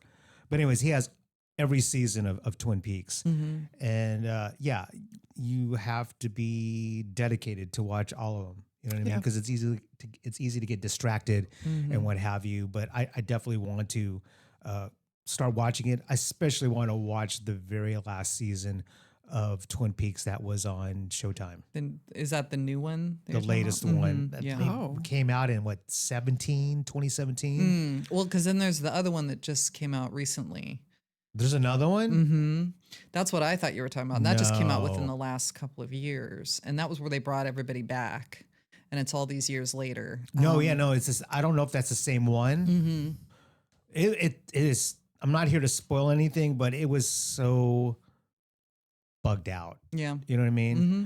And I think the reason it was bugged out, not only that, it's interesting, like that one particular season that I'm speaking of, the original, Twin Peaks series that was on ABC. I mean, there were no HD cameras, right? I mean, it's kind of lo-fi in a way. And then you watch the series on Showtime. It's in HD, so you see Jarring. you It's see very Agent, different. yeah, you see Agent Cooper and you see Laura Palmer and man, it's wild. It's really interesting to see like it being that clear. Maybe that's part of the charm of watching the old episodes. It kind of is for me. Because it's not really sharp, the photo, like the images. It's just kind of it's old school TV. I kind of like it. I like that. I don't No, like the I'm with HD it. TV stuff. I don't. too exacting. It's too just like it does it. There's like a dreamy like quality to the and which is what I want. Yeah. Like I don't want to watch if I'm watching a documentary like that's, but if it's a TV show, like I want there to be some kind of dreaminess there. And especially if it's David Lynch, like. Yeah, you want it to be like that videotape in Twin Peaks where was it Donna and Laura dancing together on this videotape, and it's just very lo-fi. VHS. Yeah, VHS. Yeah. Yep. And then they zoom in on her eye and they can see James's motorcycle. Oh yeah. And that's how they know he was there. Yeah. There's a little like side hack for cinema to have like a soft focus, mostly on women. Sure. They would put petroleum jelly on the lens. Oh yeah, 100%. That's what I noticed when I was a kid watching Moonlighting with Bruce Willis and Sybil Shepherd. They show Bruce and it's all sharp, and then you go to Sybil and she's glowing. I'm like, what's going on here? Nothing wrong with that. Yeah. I'm here for that. Yeah. Let's bring all the blur and absolutely. So there was one time I was at your coffee shop and you were there and we were talking about music and you were behind the counter. And we started talking about Morrissey. Oh yeah, I love Morrissey. Me Love too. it. Well, no, I do. He doesn't love us, but He loves- does in his own way. that's his problem. That's not my problem. He is my problematic favorite. Number one, I will love him. I mean, Kanye used to be my problematic favorite. I still think early Kanye is really good. I know, contentious. Yeah, it's hard. It's hard to. With him, it's really hard to separate the artist from the art, right? Or the person from the art. And I'm with you. Like College Dropout is a great record. Yep. But for me, it's hard for me to separate that. Now with Morrissey, that's another thing. That's different. It's just, I don't know. Woody Allen was the first one that I really had to do that with because First chapter. Yeah. Yes, I grew up with Woody Allen. That was like my dad and I watched Woody Allen together. Like him and The Simpsons are like the basis of my humor. Right. Like that's what I based my Nice. humor on. And then watching the documentary about him, I couldn't even finish it. I was like, this is so horrible. Like he is such a just evil person. And I was like, what do I do with this information? And it was the same with Morrissey. Like I love the Smiths. I love Morrissey. Same. Just my heart. And he has just said such stupid things. And it's like, what do you do with that? I mean, I took my son to see Morrissey. He played a show in San Antonio. 6th time's the charm. Oh my gosh. I was canceled on twice. Of course. And then I just stopped buying them. But I saw he was coming back and I was like, all right, my son loves the Smiths. So I bought tickets and he finally played and it was amazing. How long was the set? I'm curious. Oh, it was long. It was just him. He didn't have an opener or anything. And it was a good 2 hours. I mean, he played the whole thing. That's and a long set, yeah. awesome. Like it was so great. And I bought us both t-shirts and we wear them proudly. And, Yeah. and I'm like, I won't defend anything that he says. Like I'm not, just because I like his music and I like him. He's just a whiny little baby who complains about everything. And I love that about him. And I just don't take anything that he says seriously because he says a lot of things. Yeah. And he doesn't even mean, I think, a lot of what he says. Yeah. I don't know. I just don't take him that seriously. Yeah, he just feels things. Yeah, he's a curmudgeon. He just is. And he always has been. Yeah. I saw Morrissey. I saw Morrissey at the Austin Music Hall in 2014. Okay. 13? Yeah, at the music hall. Music hall's long fucking gone. Yeah. I saw Faith No More there. Oh, you did? Nice. Yeah. It's one of my jams. And I remember there was a segment of his show where they started showing cattle being slaughtered. Yeah. And the girl I was with, I was like, "Hey, girl, it's time to go to the merch table because I can't handle watching this shit." And yeah, that's kind of his thing. Got my Morrissey sweatshirt, and and that was it. Mm-hmm. Yeah, PETA was at the show we went to. Ooh. Because they don't allow any meat products in the building or anything like that. No, he's real serious about it. Yeah, when I was a talent buyer for many years for a property in Las Vegas, we had Morrissey, and it was just this whole thing where like he doesn't. It's hard for him to dictate this when you have a massive like property or a casino hotel in Las Vegas where. Yeah, you kind of control the things like in the venue. Yeah, we can't sell hot dogs or chicken nuggets or whatever it may be, but you can't not tell the hotel, the entire property, not to sell meat. Right. You can't do that. You can if you're Morrissey. Okay. Well, we didn't acquiesce. You know what I mean? And no, I know we didn't. But I mean, in the venue, of course, right? Sure. But it was just hard, it's just hard. I mean, he lives in his own reality. Yeah. Like he's not anywhere on this planet. Yeah. Like he is Morrissey. He is just his own little thing. Mm-hmm. Yeah. As much as I complain about Morrissey and how like I've just kind of been disenchanted with him, dude, I love the Smiths. Yeah. You know what I mean? Name the album and I love them all. I like Morrissey's solo stuff too. Yeah. Bone of Drag's a great album. Yeah, that is a good record. Great album. Right? I feel a little weird talking about Morrissey in this cow room. I'm just going to put that out there. Somewhere Morrissey's really upset by this conversation. We could mark him off the list of future guests. Yeah, he probably won't be coming by. Sorry, guys. Is Morrissey in rotation at the shop, the coffee shop? I mean, I put him not on. Really. I mean, I think I'm probably the only Smiths fan at the shop. I mean, I'm a good deal older than most of the people at my shop. Yeah. And it's funny. So like we used to have one of our old baristas, Sarah, who works at End of an Ear now. Nice. She was probably the person that was the closest to me musically. But like, most of the baristas at the shop are in their 20s. And so, and they do listen to some of the, I mean, we all love the Strokes. Yeah. That's kind of just common ground. Yeah. Wow. Everybody loves the Strokes, so Spotify just did its thing where you could see what the first song you ever listened to on there was. And mine was the Strokes. And I was like, oh nice. Well, there you go. The first song that you listened to on Spotify? Okay. Yeah, it does this little thing now where you can go back and see like the very first day that you were ever on it and the first song you ever listened to. And it'll make you a little list of all the songs you listen to the most, which I mostly listen to Spotify when I run. And so it's a lot of songs that I don't listen to any other time than when I'm running. So I'm just like, this doesn't really help me, but that's okay. Yeah. Yeah, my favorite Smith song, or like at least maybe top 10, one of the Smith songs is "Asleep."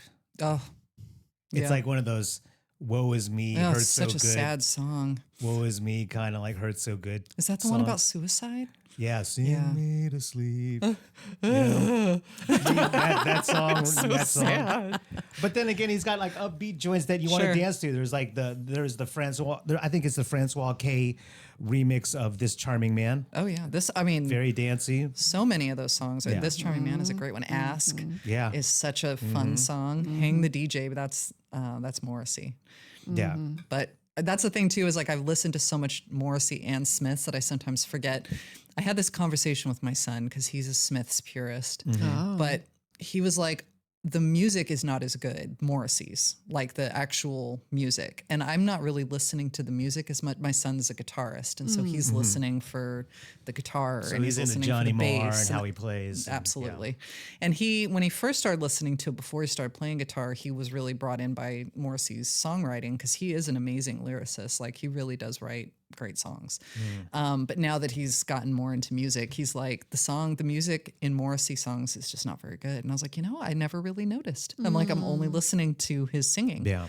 I was like, that's a really interesting point that you're making. Because I was thinking about my favorite songs are from like Bone of Drag, like Suede Head. That's such a Every good Day is like song. Sunday. I just love that. And he played both of those songs. No big deal. Wow. When we saw him, I was like, I could just die here. This is all I needed. Do you remember the first concert you took your son to? Yeah, I took him to see Bad Religion. Wow. I know. Gold star. Shout out to my partner, Jay, my business partner, I need to say.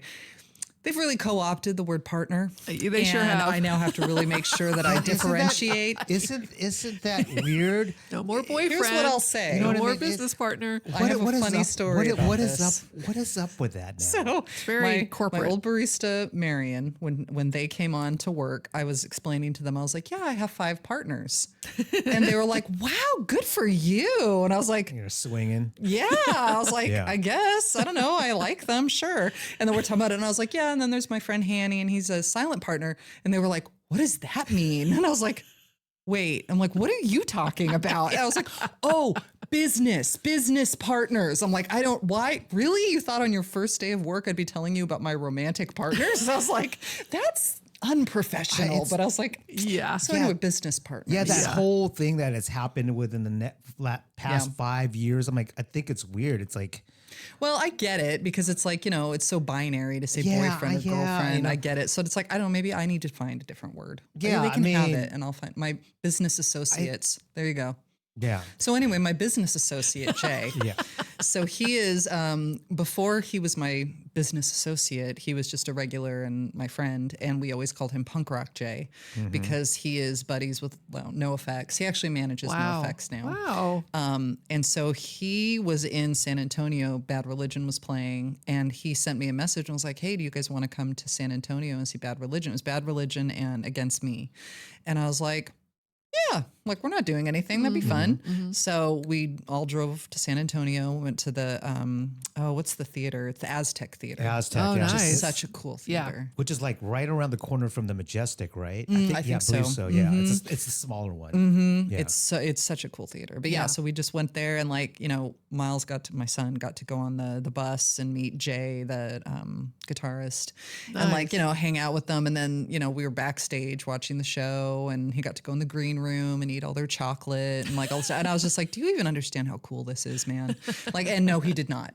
And so all these years later now, like, that was good 12 years ago or something. And now he came into my room and he was like, what was the name of the band, the first show you took me to? I was like, Bad Religion. He's like, oh yeah, that's kind of a big deal, huh? I'm like, yeah, it is. I was like, It I'm is a really big glad deal. you recognize that now. I mean, I was like, man, you just don't even get how rad your life is, kid. Yeah. Like, he gets into shows for free at Emos and at Stubbs. And I mean, Yeah.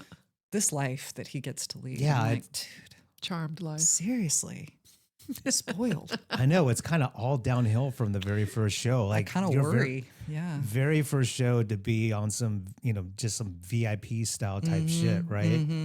Man, that is. I think the first show I ever went to was because I won tickets off the radio or something like that. So, remember that kind of shit? Oh yeah, So, absolutely. Call in. If you're the fifth wait. caller, you can Yep. win. Blah blah blah. Yep. So yeah. Which I guess you kind of still do that. I mean, I know KUTX still, you can still sometimes win things. I know End of an Ear does a lot of, Yeah. I mean, I imagine Waterloo does too, where they have tickets to shows that you can get. But yeah, like, we're really spoiled here in Austin. Yeah, Like, yeah, we it's- really are. But there are times when I wish that there was a weekend where there was nothing going on. I know. There's Sometimes it always- feels a little right? overwhelming. Yeah, but I say that now, and then when I went to Dallas a few weeks ago, and we did a little pit stop in Waco to get lunch, we went to health camp. Which is kind of funny because the food is not healthy. It's all burgers and hot misleading. dogs and shit like that. Yeah. Which, I mean, it was fine. It was great. But imagine living in a town like Waco, Texas. Sure. There ain't shit there. You know what I mean?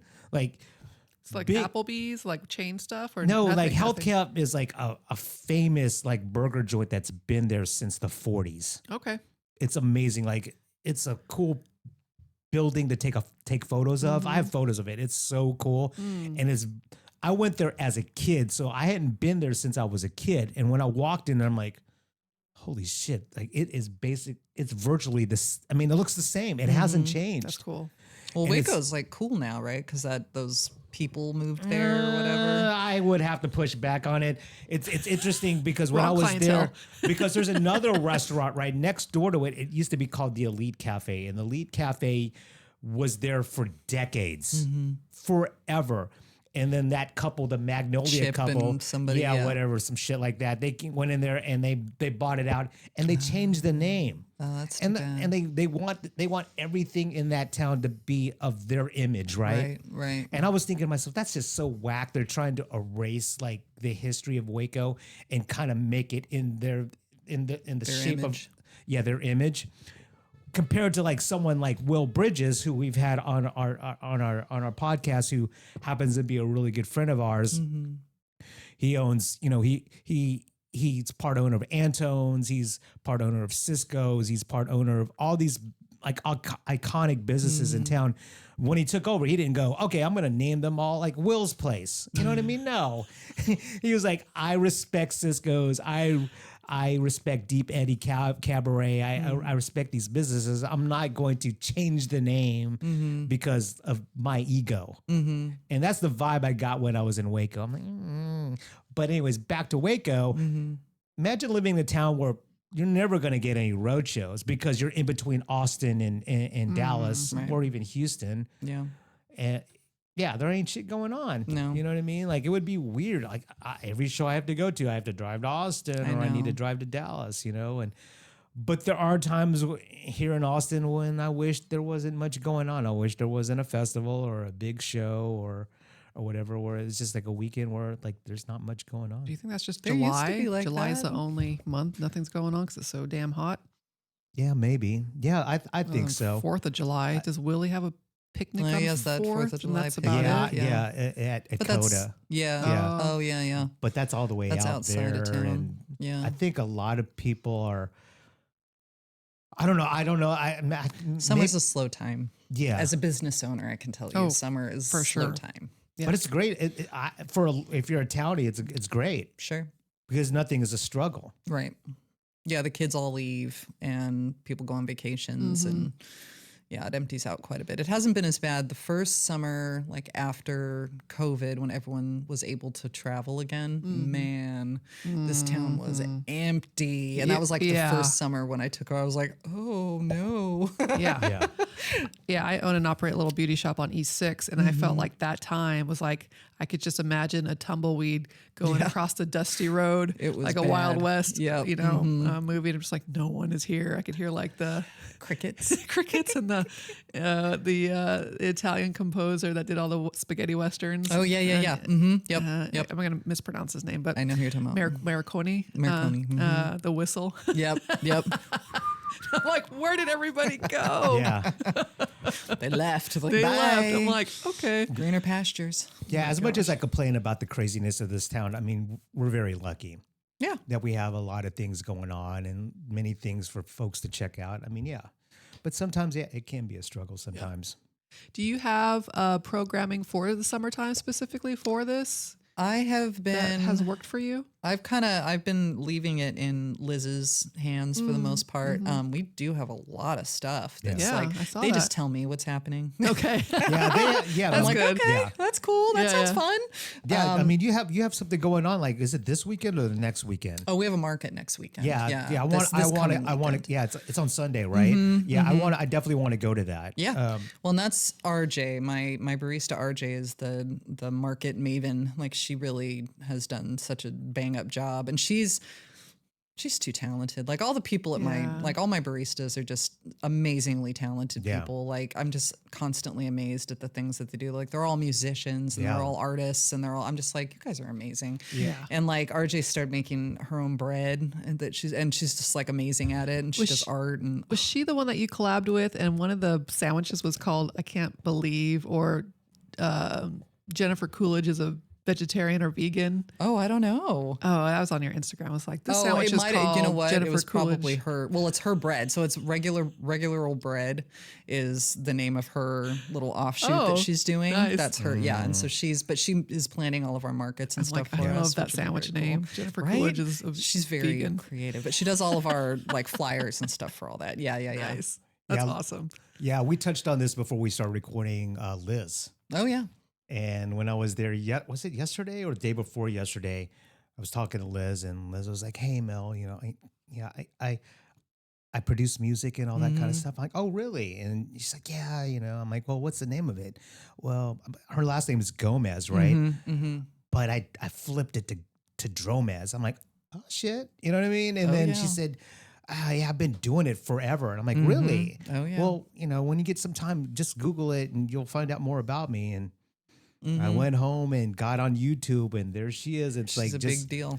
Yeah. Just this noise, experimental noise, She's an industrial. icon. Dude, it's fucking crazy. I was like, at first, it was really jarring at first. And then I'm like, this is what I'm fucking talking about. Just crazy noise. It's like it's performance art. Yeah. Like it's really, it's awesome. And she's, like I said, she's doing shows. Most of the time it's other people that are playing. She doesn't play quite as much as she used to, but she just had a show at Alienated Majesty, the bookstore. That's what she was telling me. Yeah. Wow. Yeah. Seeing the video from New York, just the folks like kind of not moshing, but just kind of slam dancing, and just seeing Liz do her thing and just like just how crazy it was. I'm like, okay, you know what? This is what we're lacking nowadays, right? Because I mean,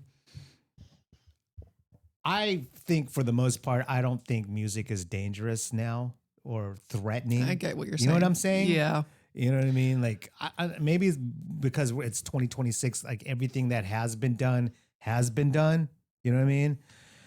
But when you see that, where you don't see that all the time, and granted, when you and I used to work at the store here, and this was like before internet, before the internet was around, but before social media and all that kind of stuff that went like off the fucking, out of control or whatever, we got to hear all that shit here in the store, all that crazy noise shit, all the free jazz stuff.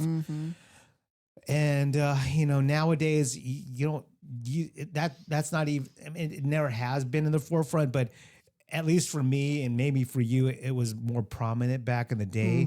So when I got to hear Liz and Dromez, I was like, okay, this is what I'm fucking talking about. Yeah, for sure. We need more shit that scares people and threatens people, and just something completely different. Yeah. Well, there's that band, I'm going to say their name wrong, but the Angine Poutrine, do you know this band? It's these two people, and they have polka dots all over them and like these big masks, and they play. It's interesting because like they just kept popping up on my Instagram, and I was like, why does this band keep showing up? And so I finally this guy was breaking it down of like why they're really popular. They're coming through with Levitation, I think. Okay. Soon. Yeah. But anyway, they play noise music. I mean, that's what it's not quite as racket as the stuff that Liz plays or that other people play, but that's what it is. I mean, it's electronic music, and it's like weird time stamps, and it's like, and this guy was like, people are really being drawn to this music because it was so obviously not made by AI.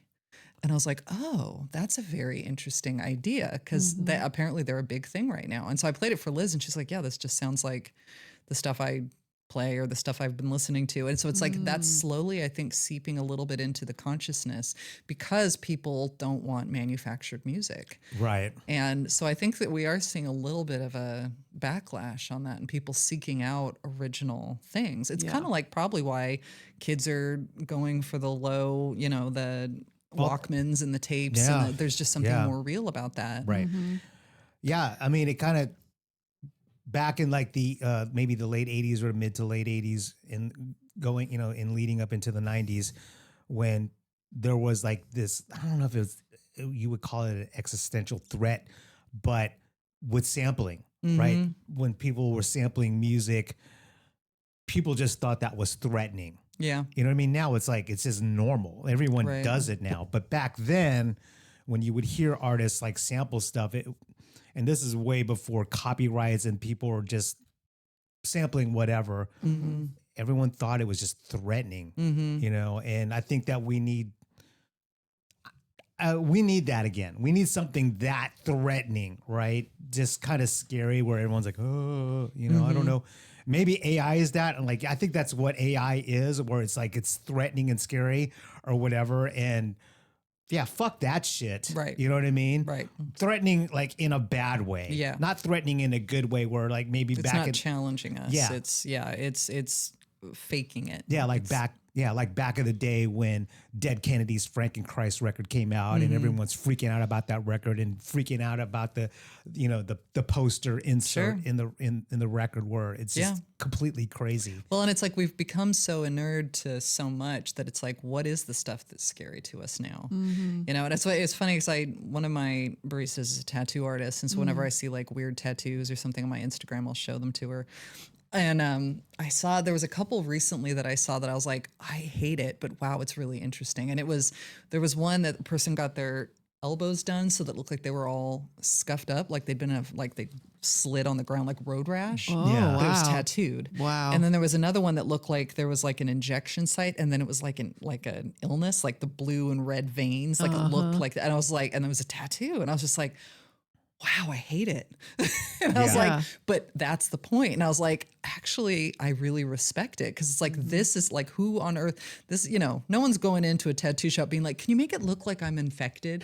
You know, but this person did. And I was like, is this the next wave of, cause tattoos used to be scary. Yeah. Tattoos used to be dangerous. They're so not anymore. So it's like Exactly. that next wave of that, of like, I'm going to get tattoos that make me look like I'm dying. And it's like, Man. yeah, you really have to own that if you're going to do that. That's not something I'm going to do. So it's like that, where it's like, okay, how can we make this accepted thing dangerous again? Yeah.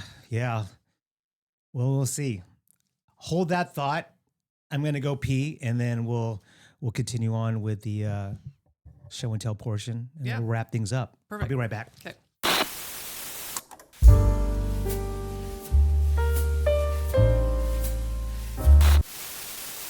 All right, it's time for our show and tell segment of our show. And we'll start with Nicole's show and tell item. My show and tell item. I brought Purple Rain by Prince because it's the first album that I ever remember loving and having a major effect on me. Like I just loved Prince. I still love Prince. Yeah. Like Prince dying, you know, he died right after David Bowie. And David Bowie was a major bummer, but Prince was the one that really I know. got me. I know. Yeah, you know what was funny about Prince's death? I was thinking literally probably a month or so before his death was, man, it's so cool that Prince is still around, right?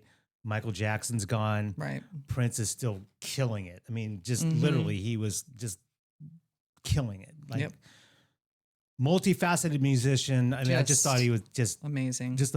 And then all of a sudden, boom. I know. 2016, man. I was like, man. So anyways, show the cameras your record. Show the viewers. My beautiful go. record. I actually just bought this. This is not the album that I grew up with. I don't know where that went. But this is something I felt that I needed to have back on vinyl again so that I probably won't roller skate around my apartment to it anymore, but I don't think my downstairs neighbors would appreciate that. But I will definitely listen to this. I don't know if my son has listened to much Prince. I don't know if that's really crossed his path, but now it will. Yeah. Oh yeah. I will say, what I will say about the Purple Rain record was, for me, in my personal experience, the first time hearing it, it was like a bomb dropping. Mm-hmm. It really was, just front to back. Mm-hmm. Man, Computer Blue. Computer Blue's on there, right? That is a great question. I can't even read what this says. I'm too old now. God, I'm so I'm like, dumb. Like, oh yeah. Mm-hmm. Yeah. Yeah. You know, When Doves Cry, all that shit. Oh, yeah. You know what I mean? Oh yeah. Darling Nikki. Would die for you. Oh. Yeah. Front to back. No, So it's like a good. complete symphony. I'm a big classical fan, and it was a complete symphony. It wasn't like it was all the things explored in one It just album. hit like a bomb. I actually heard the record before I ever watched the movie, way before. Oh, for sure. And what's so funny about Purple Rain is that a lot of people like say the acting is terrible in that movie. I don't think it's terrible. So they showed it when he died. They showed it at the Draft House, Yeah. and my ex-husband, who's German, was just happened to be visiting, and I'm like, "This is what we're doing tonight," and he was like, "Okay." Like he has no connection to Prince. Like he did not listen to Prince, and so poor thing like had to come with this like room full of crying Prince fans, and we all had they gave us all purple bandanas and everything. But man, I mean, there's a part where he goes to confront his dad. Oh, And he goes into the house and he's like, "Where are you, you bastard?" And he Yeah, does yeah. this flip. We Yeah. all busted out laughing. Now that It part was is so funny. That part is funny. What's funny? What's funny about Prince's dad? The guy who plays Prince's father in Purple Rain, he was also in the Mod Squad. Oh, really? The famous '60s TV show, and one of his co-stars on that show is in Twin Peaks. Look at that. All leads back to Twin Peaks. She's the older woman that works at the restaurant. Okay. That falls in love with the guy who owns the gas station. Yeah, Norma. that has the kooky wife With the- that's obsessed with the blinds. The blinds. Yeah. They must be silent. Yeah. Yeah, and she's got an eye patch. Yeah. And that woman who was in the Mod Squad in Twin Peaks So funny. is the mother of Rashida Jones and was married to Quincy Jones. Yeah. Well, look at that. I just know too much about I shit. know a lot of things, man. Yeah. This is the kind of random trivia I like. Yeah. You should go to trivia night. You probably win all the trophies. I doubt it. ask There's about always someone that knows more. Geography. I just know a lot of just useless Geography. shit. Yeah, geography's tricky. That's a tricky one. But yeah, that movie was just We all sobbed at the end when he sings Yeah. Purple Rain. That song still, Yeah. like I was at Restaurant Depot and that song came on and I was like, not here. Yeah. Not here. I mean, that's how I got introduced to Morris Day. I'm a big Morris Day Dude. fan. Oh yeah, Morris Day in the Times. Morris just Day loved is his so good in that comedic movie. way. Oh yeah, he's a funny guy. Yeah, a little rooster. Yeah. And then Apollonia. Remember that one part when Homegirl, like when she fills out the card and Apollonia walks away and she looks at the card? Apollonia? What the fuck is the Apollonia? You know what I mean? Remember that? Yes. It's so funny. Yeah, like Minnetonka. Oh, yeah. Anyway, Oh my So God. we could talk about Purple Rain for hours. hours. Rachel, what did you bring to the show today? Well, let's see here. Let's start with the old G's Kraftwerk. Ooh, Oh, nice. cool. Speaking of the Germans, Got a Waterloo sticker on there. Nice. Yeah. Very nice. How much does it cost? Here, let me look at that record. I want to look. 19.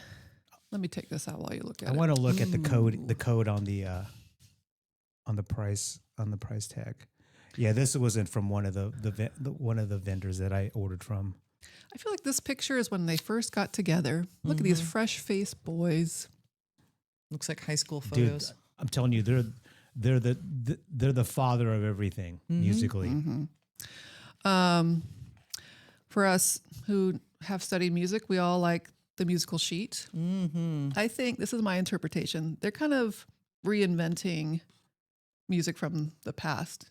Franz Schubert was an Austrian composer.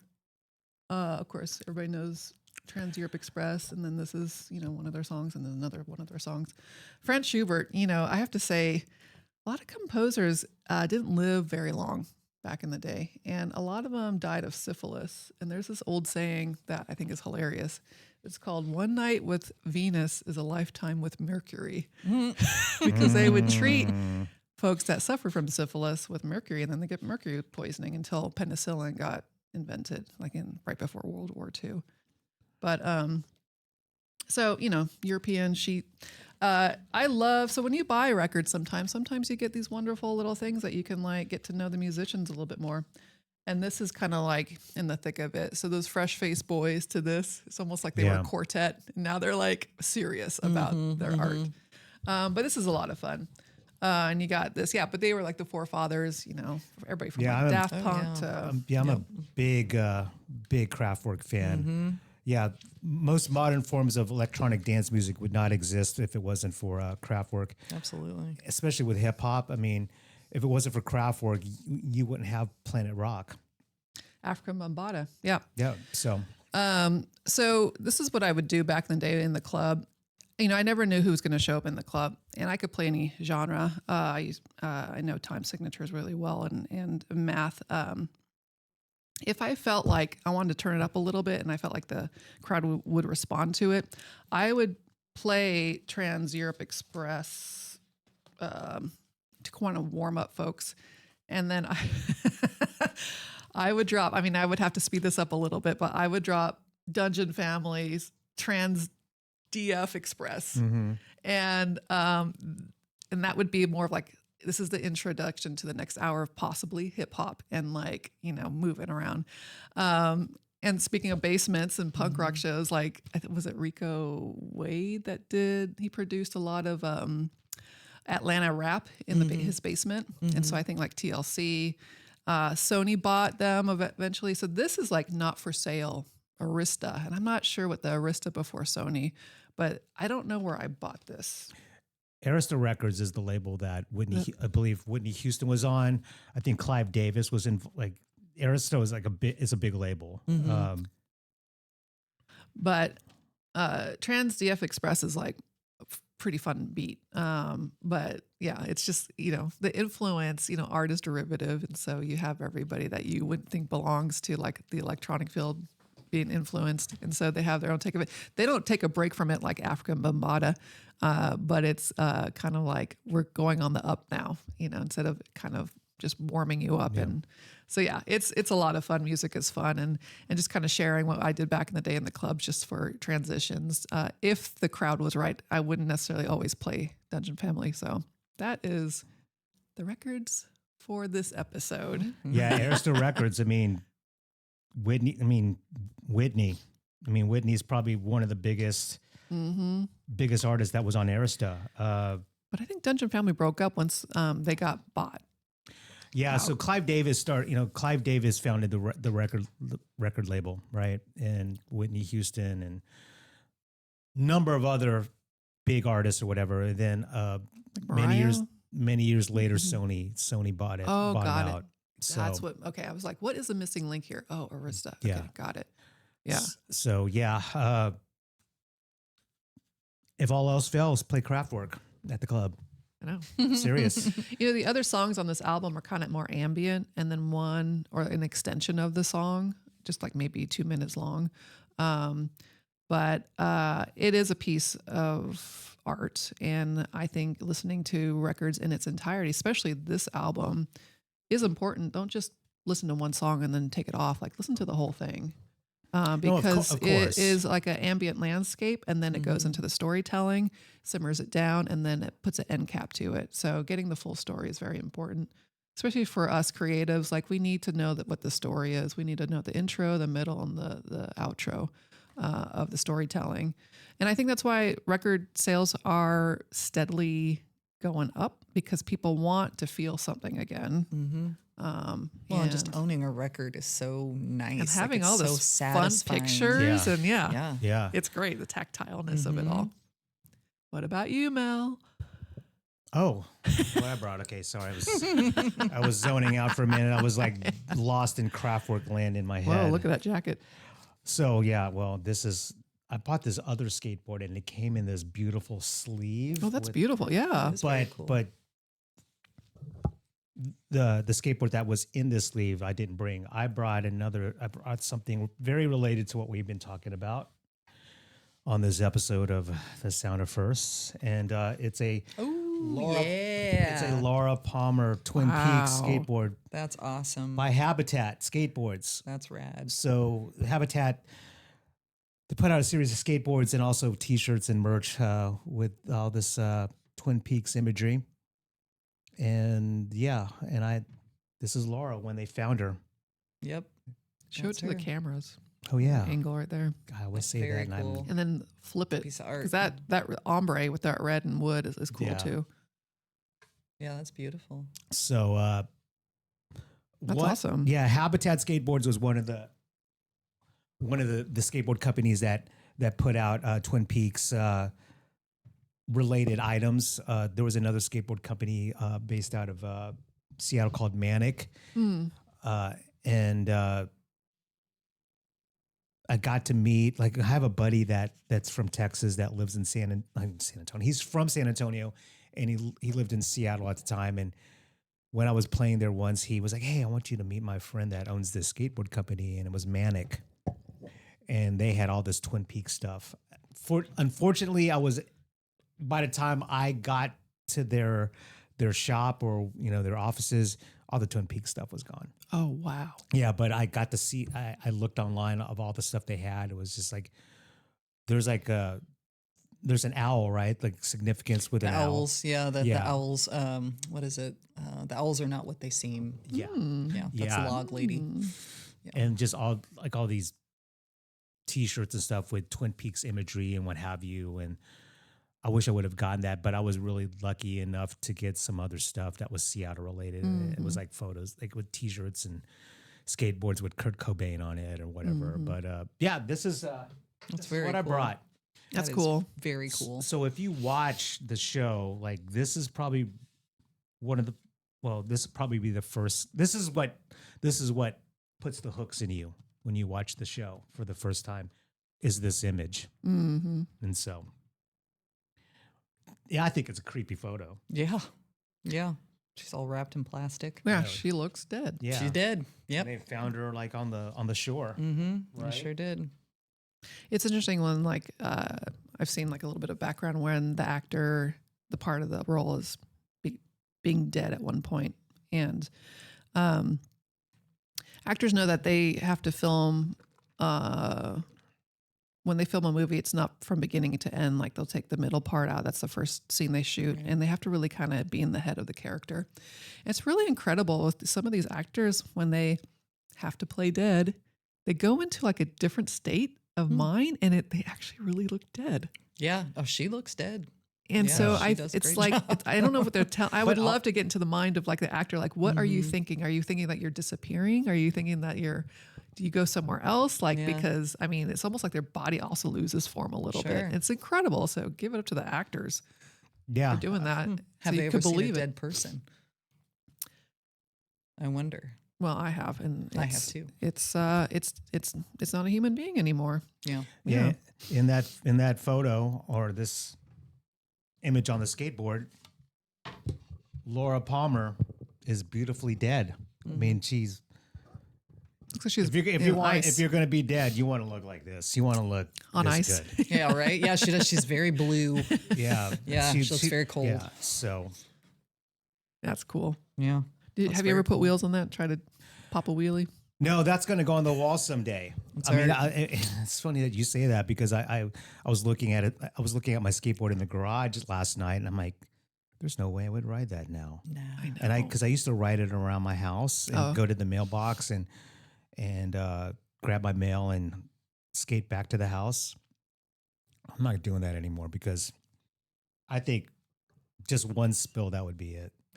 So I had a lot of friends that got into roller skating during COVID, which I used to roller skate like crazy when I was young. Like I loved roller skating, going to the derby, going to the roller rink. Wow. I was into roller derby when I was 5. No. OG.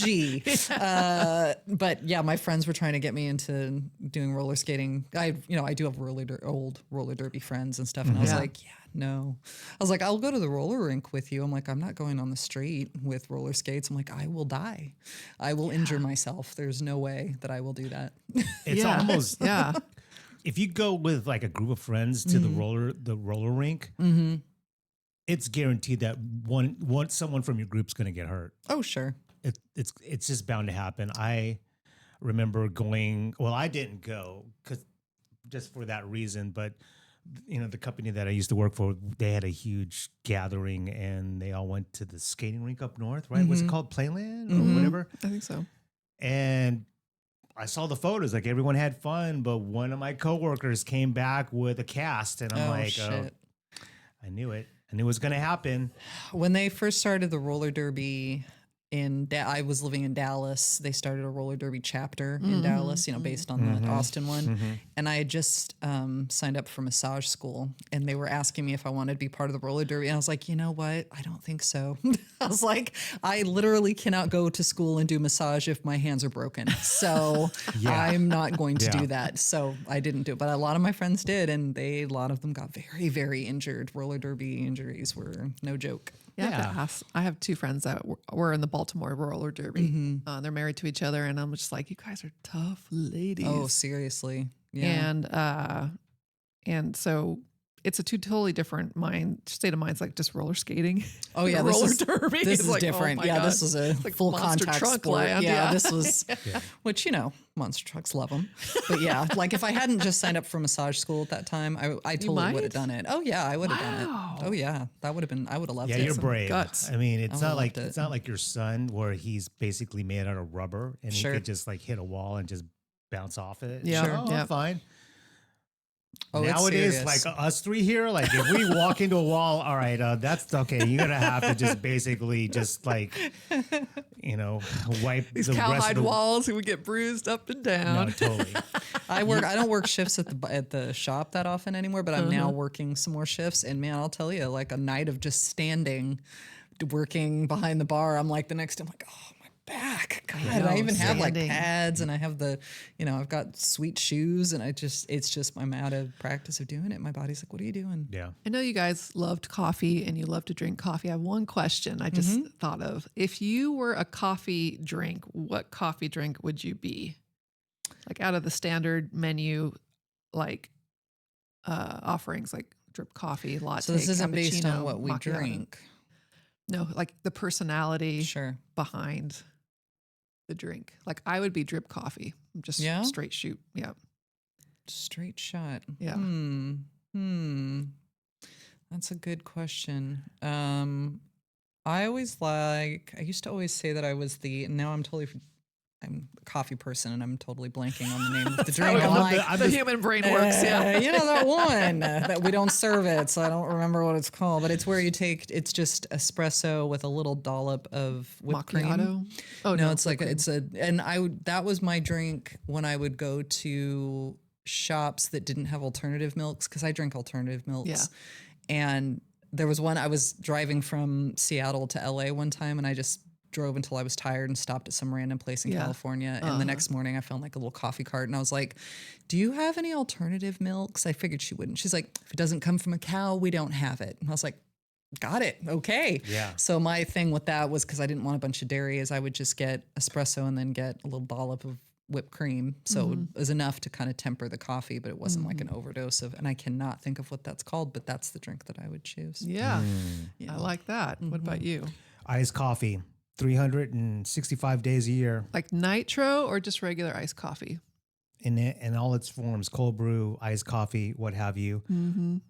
Some iced coffees are not as good as others. Because they steep them too long. Or whatever. Not enough. Well, back in the day, we used to just take hot coffee and put it in the fridge. Yeah, no.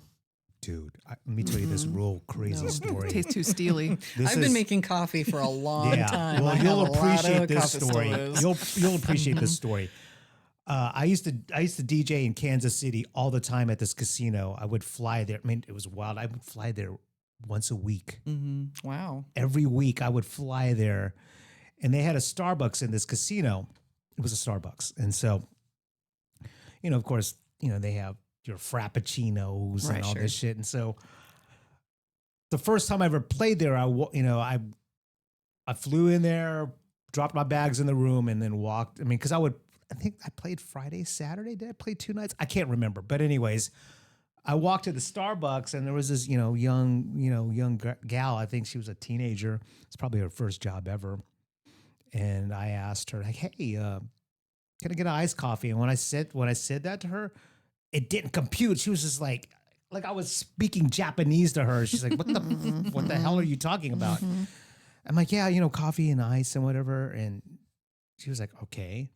And so I'm sitting there waiting for the drink, paid for it, got the drink, walked away, and I took one sip of it, and it was so sweet. So basically what she did was she she filled a cup with ice and she poured the Frappuccino mix Oh, gross. straight in. What? And I couldn't, my head exploded. You know what I mean? Because it was so sweet. But Because like the concentrate. yeah. Imagine, yeah. It's weird. Okay. I will say this. I mean, I'm not here to hate on Starbucks because I have I guess I could say step niece that works at a Starbucks in Los Angeles, and I think she's like the manager or the GM or something like that. And yeah, I mean, she's made a good. I mean, she's made a good life out of it, right? You know, I'm sure the insurance is great and Sure. and what have you, and you know, she has 2 kids, and yeah, I mean, she seems very happy there. But I will say this: there are some people that kind of get confused with coffee and Starbucks. I feel like people who are more discerning about coffee, they will go to like an indie coffee house or go to a shop like yours. Now, people who go to Starbucks, all due respect to Ashley here, I don't think she's even watching, and I don't think she'll ever listen to this, but I think people who go to Starbucks, they like dessert. Yeah. Sure. It's not Everything has coffee. sugar. That's why when I go to Starbucks, if I'm there and there's like nothing else, just give me drip coffee and Yeah. like half and half. Yeah. That's it. Yeah. Because even the nut milks or alternative milks, even those have sugar in them. And I'm like, I don't want any sugar. But you know, yeah, it's the American palate is just desensitizing the palate. So you need to put more on. Right. Well, and it But didn't yeah. used to be like that. Like I think when Starbucks first started, I give props to Starbucks for bringing the whole idea of, you know, something other than Folgers into the American consciousness. Because that people just didn't drink that. AKA grandpa's breath. Dude, that's what my dad drank. And Yeah, he's, no, he drank Folgers It's like funny. garbage, you know? Yeah. And so Starbucks made it okay for Americans to drink European coffees, which they didn't do. So I appreciate that. And the thing that bothers me, honestly, about Starbucks is just the fact that they move into neighborhoods where there's already independent shops to try to take their business. That's what they did on South First. Yeah, you have one like probably 100 yards from you. Yeah. And there used to be, I mean, at that time when they moved in there was us, there was Fairbean across the street, there was Seventh Flag, there was a bunch of other, Bolden Creek, there's a bunch of other coffee shops on that street. And it's like we'd already established that like people buy coffee in that neighborhood. And so then Starbucks moves in, and they've done it other places too, where they move in and they're like, cool, we'll just go ahead. And it's like, neat. That's cool. Yeah. So they're really cutthroat in their business. Yeah. They got Yeah, scout it's- locations. You know, And they all the made their time. shop really cool looking. Like Of if you course. look at that one that's on the corner, like it's got like graffiti and it's got like all this. And End of Veneer was still over there at that time. And they went, like whoever the manager of the Starbucks was, went into End of Veneer and was like, here's some cards. They're like, that's okay. We go to Once Over. I'm like, that's right. Yeah. Yeah, that's what I'm talking about. That's right. You do. Yeah. Yeah, I read or watched a video about Starbucks about how at the very beginning, they wanted people to spend hours in Yeah. their They used shops. to be great. Mm-hmm. All the seating, just the environment in the shops, right? Where you would just sit down and like maybe be with a group of people and sit there and talk for hours, or you could work on your couches. exactly, you know, playing, you know, Lilith Fair type music or whatever. Sarah McLachlan. No, exactly. Sean Adult Colvin or some contemporary. shit Some like sweet that. jazz. Yeah. Yeah. And now it's not like that. They have like all the shops now are set up to where like they want you out of there. Well, They and don't- they're trying to bring it back. Yeah. Like there's this whole move that they're actually bringing that original aesthetic back to their shops, because I think it's backfiring on them. Yeah, And people want comfort and they want, but that's just true of all coffee shops. All coffee shops started going this way of like being really stark and like really uncomfortable seats and just like on purpose. And I saw Yeah. a video about it the other day, which I was like, was something I didn't think about, but they talked about how a lot of times these places moved into warehouse spaces because it was cheaper. And so it wasn't really an aesthetic they were trying for. Okay. That's just what was available to them. And I was like, oh, that does actually make sense. Because I was like, why did this start happening? Like, because I remember coffee shops being comfortable places where you Yeah, go the and whole sit reality and bites kind of movement. Yeah. Central Perk from Friends. You know, I know, or but So I there Married were- an Axe Murderer. That's the I know. coffee shops I want. I mean, like your predecessors here in Austin, they're all like a lot of them are gone, but it was just that vibe where you can hang out there all day. Yeah, Little City. That was the first place Little I ever went city, to. I worked there. Yeah. Yeah. Epoch's still like that, and I love Epoch. Epoch's a I great, it's a loved great spot. Little City. I did too. Yeah. Little City was the first place I ever went to when I visited I think Austin. they still roast beans. I think they do. Yeah, I worked there, the one next to the, on Congress. Yeah, that's the Yeah. first one I ever And went to. Leslie would come in. Of course. with I his- think, and I think they also had one on Guadalupe, not very far from Yeah. Nasty's. Guadalupe. Yeah. Yeah. And 30. Didn't you used to live over there? In Yeah, that I area? live that next part to of town. Party Barn. Yeah, it was Party Barn. basically in that area.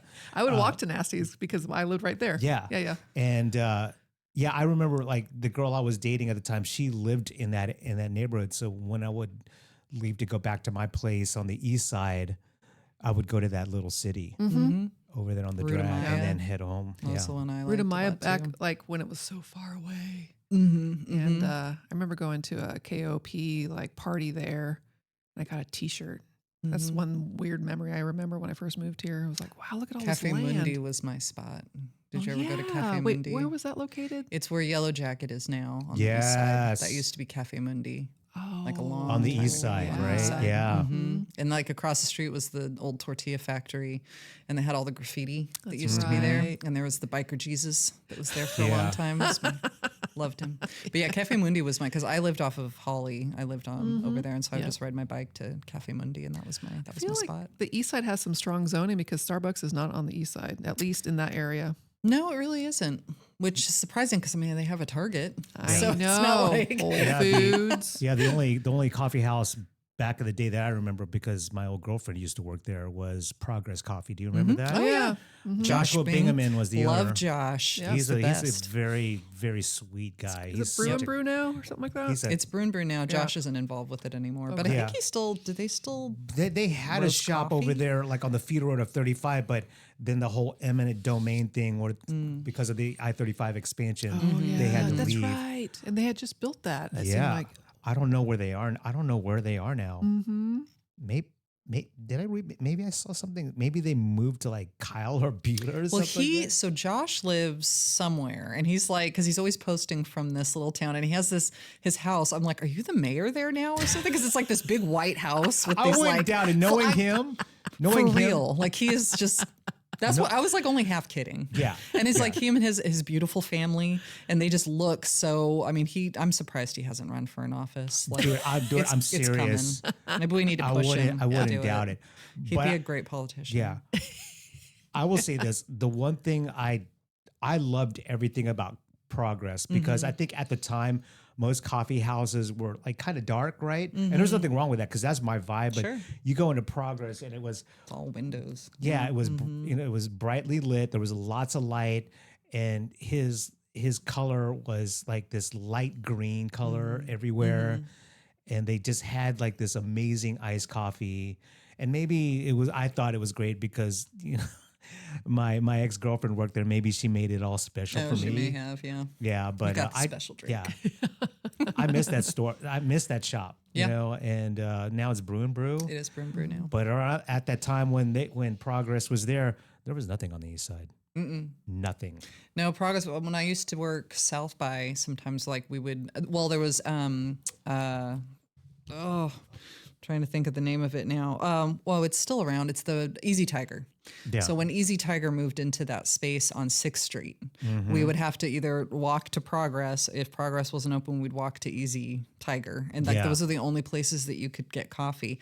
I will say it's really funny. When I first moved to Austin, I worked at Hot Mama's, which was a little shop on the east side off of Pedernales. And the owner, familiar.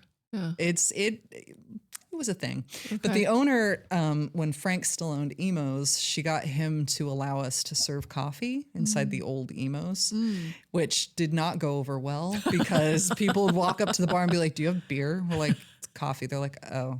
Like all the people that work downtown loved it. Oh, sure. But I'm sure it the didn't staff loved it as last well. very long inside of Emos. But Yeah. that was our attempt. And I mean, she wasn't wrong. Like there really wasn't good coffee to get over there. I think she was just a little too ahead of her time, and people just didn't get into it. But yeah, very short lived. I guess the diner cup of Joe is pretty much what you can get in these places that, Yeah.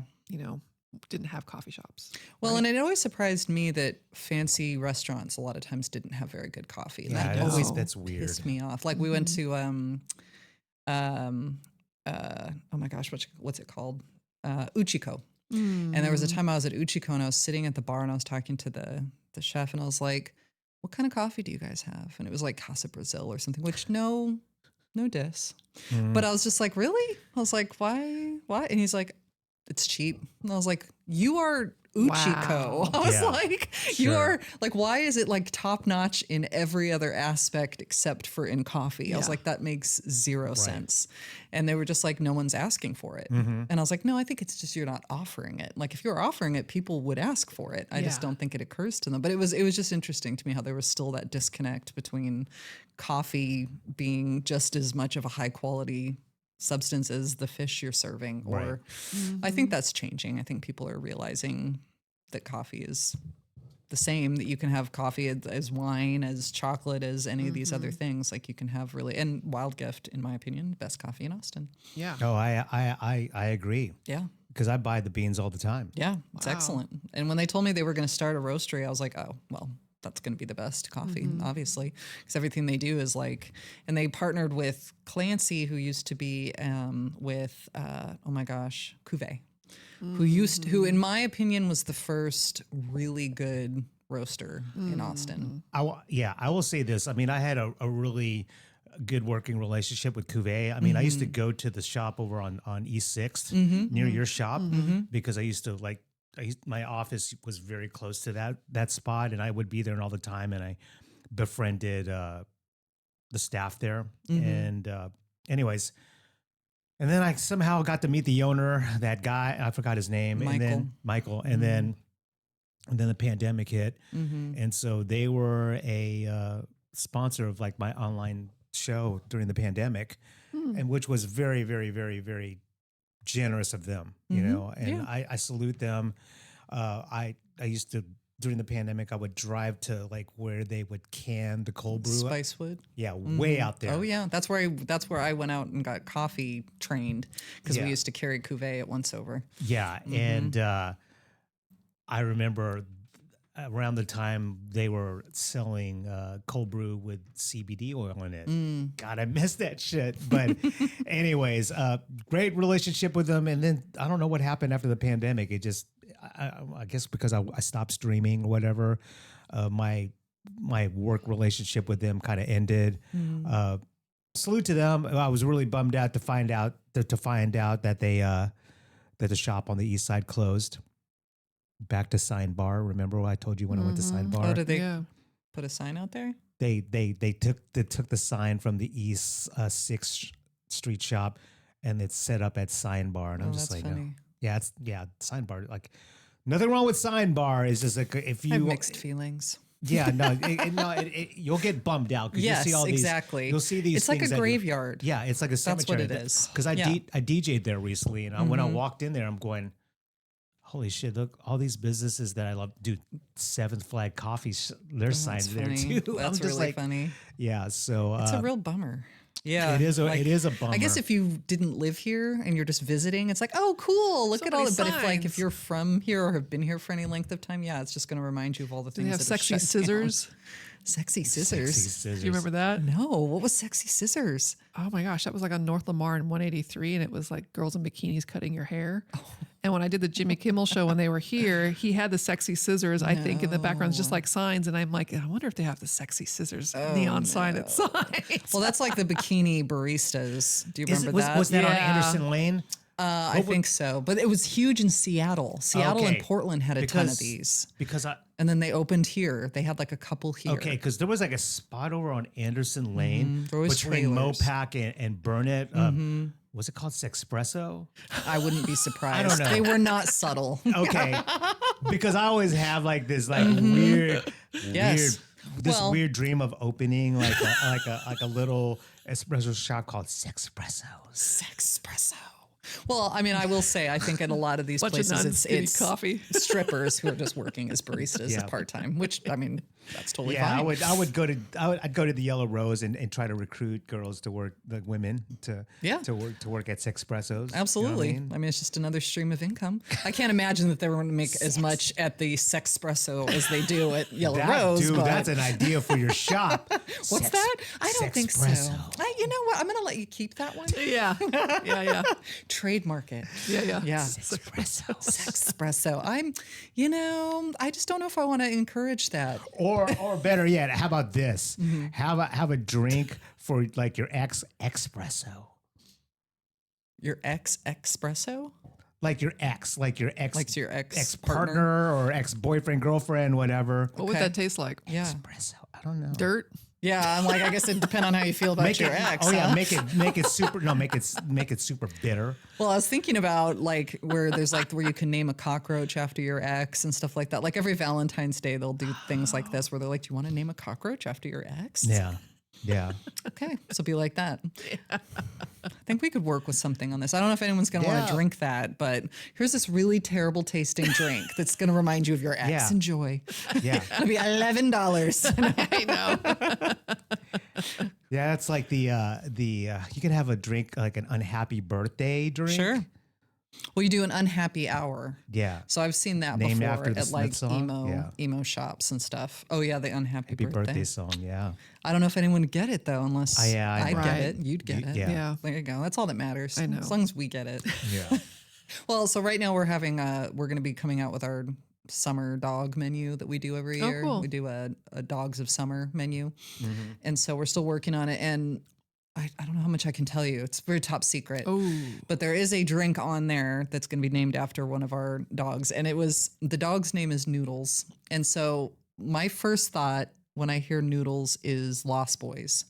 And they're just noodles, Michael. Yeah. When he's feeding him the worms. Yeah. And so I'm like, so we wanted to do what we call the drink like the Lost Boy or something. I'm like, and then put like a little gummy worm. That's in what the I was drink. thinking. Yeah. So like doing like the dirt topping with the cookies and then do a little gummy worm. But I'm Yeah. like, is anyone going to get it?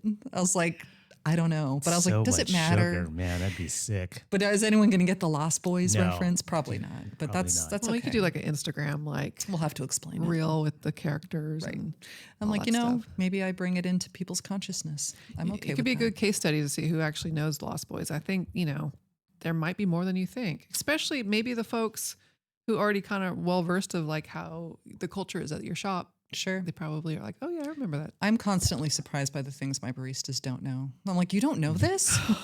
I was like, Yeah. it's kind of a running joke where like everyone has a list of movies that I've told them they need to go home and watch. I'm like, you've never seen this? Yeah. I was like, you need to go home right now and watch this. I'm sorry, but you can't work here unless you've watched this film. Yeah, I love it. Yeah, I love interacting with your baristas. Whenever I go in there, like whenever they're wearing a particular T-shirt, I'll always ask questions about it, just to kind of strike up a conversation. One of my old baristas had this Iron Maiden shirt that had belonged to her aunt. And like she would, I know. And so it was like an old, which Yeah, is for like, real. I mean, you can sell those for like $300 to $400 now. It's ridiculous. Yeah, but totally. without fail, every time she'd wear it, some dude would come in and be like, oh, you like Iron Maiden, huh? And she'd be like, it's my aunt's shirt. And I was just like, you know this is going to happen. Like every single time somebody, oh, did you see them when they came through? She's like, no. Yeah. I love it. I love it because I have a lot of vintage concert shirts, and I love it when some dude walks up to me, and this is when Nasty's was still open. I was DJing with an old ass Susie and the Banshees shirt, and this guy walks up to me and says, so what do you know about Susie and the Banshees? And I'm like, well, how much fucking time do you have? Wow. Because I'm about to What talk a flex, huh? Yeah.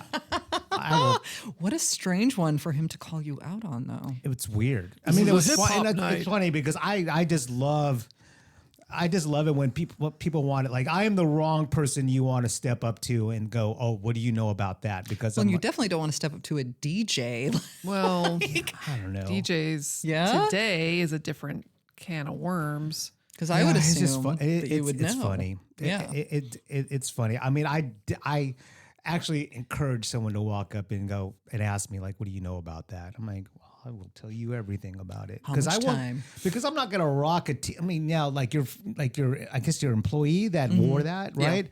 That's one thing because like it's a relative shirt and there's sentimental value, there's value to it. That's one thing. But if it's like if you're like some random person that's like, wearing, I get it when someone's wearing like a Nirvana shirt because you can go to the Gap or whatever and it's there. I get it. And maybe they're familiar with the band, but they don't know everything about their discography and, just maybe about Kurt Cobain. And I used to, whenever I'd go to a show, I would buy my son a t-shirt. And I remember at one point, like I'd gone to see like Black Tusk or some metal band play. And I got him a shirt and I brought it home and he's like, I can't wear this. And I was like, why? He's like, I don't know that band. Oh, and I was like, well, I know the band. He's like, yeah, but I didn't go to the show. He's like, I'd be a poser. And I was like, oh. Is that word coming back? Oh, well, there you go. Okay. And so that was the first time that he because before then I would just give him, whatever shirts we had, like, right. Thorn Friends. And like, I took him to see these things, but he didn't really have like a musical preference. Like he wore the Bad Religion t-shirt that we got him, but he was just like, I don't know who this is, whatever. But at some point he finally like realized, oh, I can't wear that if I don't know the band because I'll feel like a poser. Yeah, that's interesting. That's pretty cool. Yeah. Okay. Yeah. And he figured that out for himself. I mean, he didn't want to wear the Bad Religion shirt for a long time too because he was afraid that it might upset people at school. Oh, because of religion or whatever. Yeah, because we live in Texas. Yeah, totally. And I was like, oh, it's like, well, you can tell them it's a band, like it's a big. He's like, I just don't want to upset Yeah, he's people. smart. Like, he just doesn't want to deal with the smarter than me. Yeah. I mean, maybe you should tell your barista that wears an Iron Maiden shirt, like maybe her aunt designed Eddie. Maybe. And that could end the conversation. My aunt is Eddie. I know.